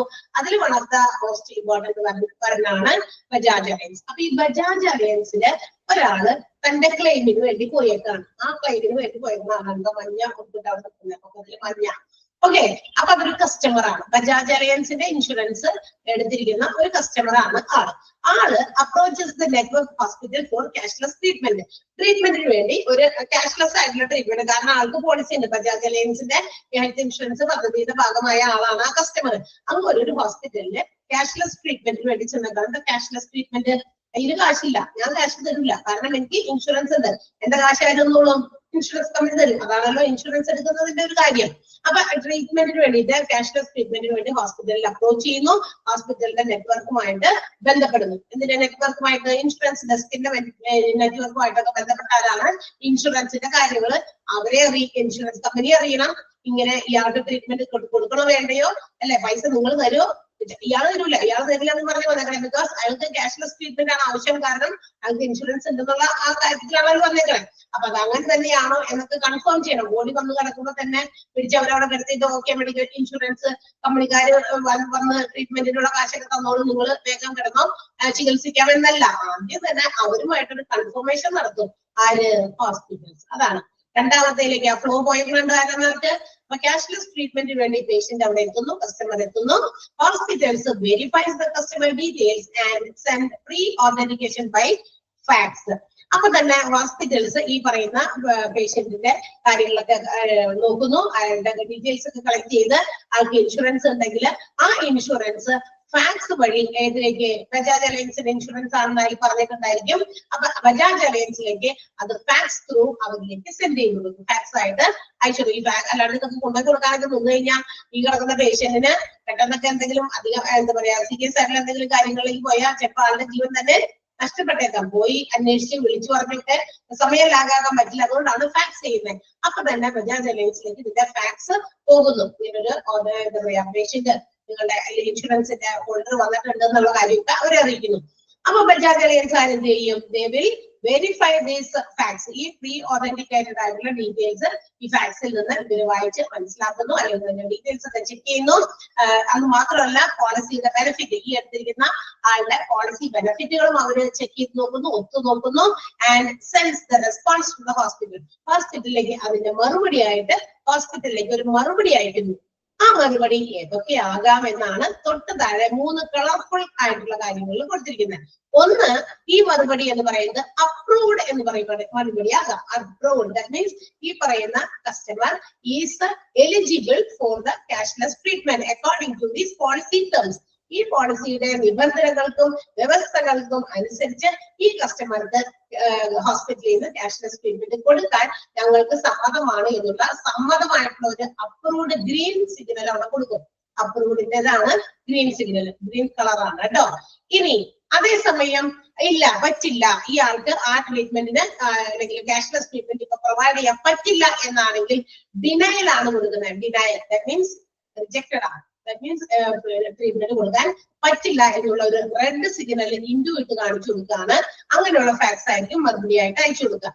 ആൾക്ക് ട്രീറ്റ്മെന്റ് കൊടുക്കല്ലേ, കാരണം ഈ ഉത്തരവാദിത്തം ഞങ്ങൾ ഏറ്റെടുക്കുന്നില്ല ഇപ്പൊ തൽക്കാലത്തേക്ക്. അതാണ് അടുത്തത്. മൂന്നാമത്തേത് യെല്ലോ കളർ കാണിച്ചിട്ടുണ്ട്. അതും മറ്റൊരു അപ്രൂവൽ മറ്റൊരു റെസ്പോൺസ് ഫോം ആണ്. എന്ന് വെച്ചാൽ ക്വറി, അന്വേഷണത്തിന് വിധേയമാക്കണം. കാരണം ഈ പറഞ്ഞ ഡീറ്റെയിൽസിൽ ചില കാര്യങ്ങൾക്ക് ഇവർക്ക് സംശയങ്ങളുണ്ടെങ്കിൽ ബജാജ് അലയൻസുകാർ അത് അപ്പൊ തന്നെ നിർത്തി കൊടുക്കൊന്നുമില്ല. അതിന് ഞങ്ങൾക്ക് അന്വേഷിക്കാനുണ്ട്. ഞങ്ങൾക്ക് അന്വേഷിച്ചിട്ട് നോക്കിയിട്ട് മാത്രമേ അതിനൊരു മറുപടി പറയാൻ പറ്റുള്ളൂ. അപ്പൊ അന്വേഷണത്തിന് വേണ്ടിയിട്ടാണ് യെല്ലോ കളർ കൊടുത്തിരിക്കുന്നത് ക്വറി. ക്വറി മീൻസ് എന്താ? അന്വേഷണം. അപ്പൊ 3 രീതിയിൽ ബജാജ് അലയൻസ്, അതായത് അവരുടെ ഇൻഷുറൻസ് ക്ലെയിമിന് വേണ്ടിയിട്ട് ആരെങ്കിലും ചോദിക്കുമ്പോൾ 3 രീതിയിലുള്ള റെസ്പോൺസ് ആണ് ബജാജ് അലയൻസിന്റെ ഭാഗത്ത് നിന്നുണ്ടാകുക. ഒന്ന് green colour which represents approved ആയിട്ടുള്ളതാണെങ്കിൽ ഗ്രീൻ കളർ കൊണ്ട് സൂചിപ്പിക്കാം. റെഡ് ആണെങ്കിൽ ഡിനയൽ ആണ്, യെല്ലോ ആണെങ്കിൽ ക്വറി ആണ്. ക്ലിയർ ആയോ? അപ്പൊ ഈ 3 തരം റെസ്പോൺസ് ഉണ്ടെന്നാണ് പറഞ്ഞു വന്നത്. മനസ്സിലായോ? ഏതെങ്കിലും ഒരു രീതിയിലല്ല ഇവർ റെസ്പോണ്ട് ചെയ്യുന്നത്. 3 രീതിയിൽ ഏതെങ്കിലും ഒരു റെസ്പോൺസ് ആയിരിക്കും ഇവര് കാണിക്കുക. പച്ചപ്പൊടി കാണിച്ചാൽ അതിന്റെ അർത്ഥം ഓക്കെ ട്രീറ്റ്മെന്റ് കൊടുത്തോ, ബിക്കോസ് ഞങ്ങൾ അതിന്റെ കാര്യങ്ങളെല്ലാം തന്നെ നോക്കിക്കോളാം. ഇതിന്റെ എല്ലാ എലിജിബിലിറ്റിയും ആ പറഞ്ഞ കസ്റ്റമർക്ക് ഉണ്ട്. അതേസമയം റെഡ് കാണിക്കുന്നത് എന്തുകൊണ്ടാണ്? അതിനകത്ത് പറഞ്ഞിരിക്കുന്ന കണ്ടീഷൻസിലോ ടേംസിലോ ഒക്കെ വൈരുദ്ധ്യങ്ങൾ ഉണ്ടാകാം. അതുകൊണ്ടാണ് ഇവര് സമ്മതിക്കാത്ത. പറ്റില്ല, ഇപ്പൊ തൽക്കാലം കൊടുക്കാൻ പറ്റില്ല, റെഡ് ആണ് കാണിച്ചിരിക്കുന്ന സിഗ്നൽ, ഇറ്റു വിടുക അതിന്റെ കൂടെ. Not to be provided cashless treatment. Cashless treatment കൊടുക്കാൻ ഞങ്ങൾക്ക് സമ്മതമല്ല. മറ്റേത് ക്വറി ആണ്, ഒന്ന് അന്വേഷിക്കണം. കണ്ട മറ്റേ മൈക്രോസ്കോപ്പ് ചെയ്യുന്നുണ്ട്, അന്വേഷിക്കാണ്ടിരിക്കും. ഇനിയും എന്തൊക്കെയോ കാര്യങ്ങൾ അന്വേഷിച്ചറിയാൻ മാത്രമേ അവർക്ക് ട്രീറ്റ്മെന്റ് കൊടുക്കണം വേണ്ടത് നിശ്ചയിക്കാൻ പറ്റുള്ളൂ. സോ വരട്ടെ, വെയിറ്റിംഗ് ആണ്. ഓക്കെ, അപ്പൊ ഈ 3 റെസ്പോൺസ് ആണ് ബജാജ് അലയൻസ് പ്രൊവൈഡ് ചെയ്യുന്നത്. And if it is approval ആണ് എങ്കിൽ എന്ന് വെച്ചാൽ ക്യാഷ്ലെസ് ട്രീറ്റ്മെന്റ് കൊടുക്കാനായിട്ട് കസ്റ്റമറിന്റെ എല്ലാ കാര്യങ്ങളും ബെനിഫിറ്റുകളും നോക്കി എല്ലാം ഓക്കെയാണ്, ടേംസ് ആൻഡ് കണ്ടീഷൻസ് എല്ലാം ഫോളോ ചെയ്യുന്ന ഒരു കാര്യങ്ങളാണെങ്കിൽ അപ്രൂവ്ഡ് സിഗ്നൽ കാണിച്ചാൽ പിന്നെ എന്താ കിട്ടുക? അപ്രൂവലിന്റെ ഒരു ലെറ്റർ ബജാജ് അലയൻസ് ഹോസ്പിറ്റലിലേക്ക് സെൻഡ് ചെയ്യും. ഓക്കെ, അപ്രൂവൽ ലെറ്റർ കൊടുക്കുന്നു. ആര് കൊടുക്കണം?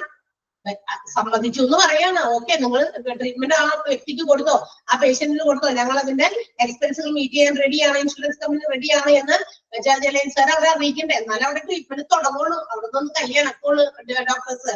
അത് ചെയ്യണമെങ്കിൽ ഇവിടെ നിന്ന് അപ്രൂവൽ ലെറ്റർ വീണ്ടും അങ്ങോട്ടേക്ക് ഫാക്സ് ചെയ്ത് കൊടുക്കും. Approval letter send by Bajaj Allianz. Approval letter കിട്ടിക്കഴിഞ്ഞാൽ അപ്പൊ തന്നെ എന്ത് ചെയ്യും? ഹോസ്പിറ്റലിൽ അഡ്മിറ്റ് ദ പേഷ്യന്റ്. കണ്ടോ, അതുവരെ വാതിൽ എടുക്കാണ് പേഷ്യന്റ്.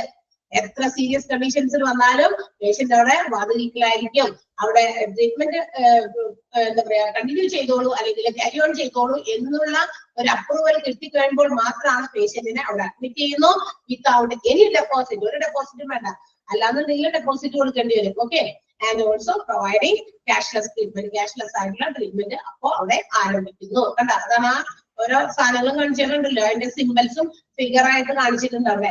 ഇനി അതിനുശേഷം മാത്രമല്ല ഈ ക്യാഷ്ലെസ് ആയിട്ടുള്ള ട്രീറ്റ്മെന്റ് പ്രൊവൈഡ് ചെയ്യുമ്പോൾ ട്രീറ്റ്മെന്റിന് വേണ്ടിയിട്ടുള്ള എക്സ്പെൻസും അതുപോലെ തന്നെ നോൺ മെഡിക്കൽ എക്സ്പെൻസുകൾ നമ്മൾ പറഞ്ഞല്ലോ, ആംബുലൻസ് സർവീസസോ അല്ലെങ്കിൽ അവിടെ സ്റ്റേ ചെയ്യുന്നതിനോ അല്ലെങ്കിൽ ഡയറ്റ്, രോഗിക്ക് ഫുഡ് എന്തെങ്കിലും സ്പെഷ്യൽ ആയിട്ട് വന്ന് വേണ്ടി വന്ന ചെലവുകളൊക്കെ ഉണ്ടെങ്കിൽ അതെല്ലാം തന്നെ ഈ പറയുന്ന ഇൻഷുറൻസ് കമ്പനി ഏറ്റെടുക്കുന്നു.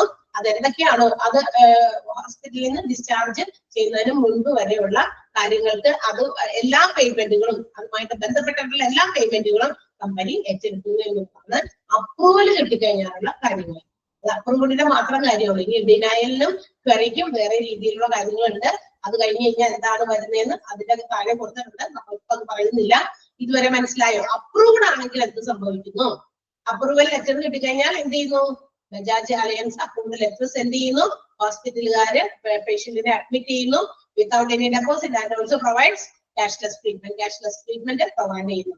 അത് അതിന്റെ ഒപ്പം തന്നെ നോൺ മെഡിക്കൽ എക്സ്പെൻസുകളും അവര് മാത്രമല്ല മറ്റ് ഏതെങ്കിലും തരത്തിലുള്ള കോ പേയ്മെന്റുകൾ അതുമായി ബന്ധപ്പെട്ടുള്ള എന്തൊക്കെ പേയ്മെന്റ് ആണോ ഡിസ്ചാർജിന് മുമ്പൊക്കെ നടക്കുന്നത്, അത് മുമ്പ് ഡിസ്ചാർജ് ചെയ്യുമ്പോൾ പേഷ്യന്റ് പോകുന്നതിന് മുമ്പ് അതെല്ലാം ആ ഇൻഷുറൻസ് കമ്പനി മീറ്റ് ചെയ്യും. ക്ലിയർ ആയോ? ഇവിടെ വരെ ചാർട്ടിലത്തെ ഫ്ലോ ചാർട്ടിലത്തെ വളരെ ക്ലിയർ ആയോ? ഒരു സംശയമില്ലല്ലോ? എവിടെ വരെ എടുക്കുന്നുള്ളൂ? അതിന്റെ പകുതി ഭാഗം നമ്മൾ അടുത്ത ക്ലാസ്സിൽ എടുക്കും. ഇനിയും ഒന്നുകൂടി പറയണമെന്നുണ്ടെങ്കിൽ ഞാൻ അടുത്ത ക്ലാസ്സിൽ പറഞ്ഞോളാം. അതുവരെ നിങ്ങൾ നന്നായിട്ട് വായിച്ച് മനസ്സിലാക്കുക. സിമ്പിൾ അല്ലേ? കുറെ ഇൻഷുറൻസിന്റെ കാര്യങ്ങളൊക്കെ നമ്മൾ പരീക്ഷയ്ക്ക് വേണ്ടി മാത്രം ഡാഷ് എടുത്തോ, ടീച്ചറെ അണ്ടർലൈൻ ചെയ്തോ എന്നാലേ ഞങ്ങൾക്ക് പഠിക്കാൻ പറ്റുള്ളൂ എന്ന് പറയരുത്. തീർച്ചയായിട്ടും ഒരു ഹോസ്പിറ്റൽ അഡ്മിനിസ്ട്രേറ്റർ ആകുക എന്നുള്ളതാണ് ഞാൻ നിങ്ങളിൽ നിന്ന് ആഗ്രഹിക്കുന്നത്. എല്ലാവരും ഒരു പുതിയ വർഷമാണ്. പുതിയ വർഷത്തിൽ നിങ്ങൾക്ക് ഒരുപാട് കാര്യങ്ങൾ അച്ചീവ് ചെയ്യാനുണ്ട്. അതിലൊരു അച്ചീവ്മെന്റ് ആയിരിക്കട്ടെ ഒരു ഹോസ്പിറ്റൽ അഡ്മിനിസ്ട്രേറ്റർ ആയിട്ട് ഏതെങ്കിലും ഹോസ്പിറ്റലിൽ വർക്ക് ചെയ്യാൻ കിട്ടുന്ന ഒരു അവസരം. സോ അവിടെ ഒരു വർക്ക് ചെയ്യാൻ വേണ്ടി നിങ്ങൾ പോകുന്ന സമയത്ത് അവിടെ ചെല്ലുമ്പോ ഏതെങ്കിലുമൊക്കെ ഡിപ്പാർട്ട്മെന്റിലുള്ള ആരെങ്കിലുമൊക്കെ നിങ്ങളോട്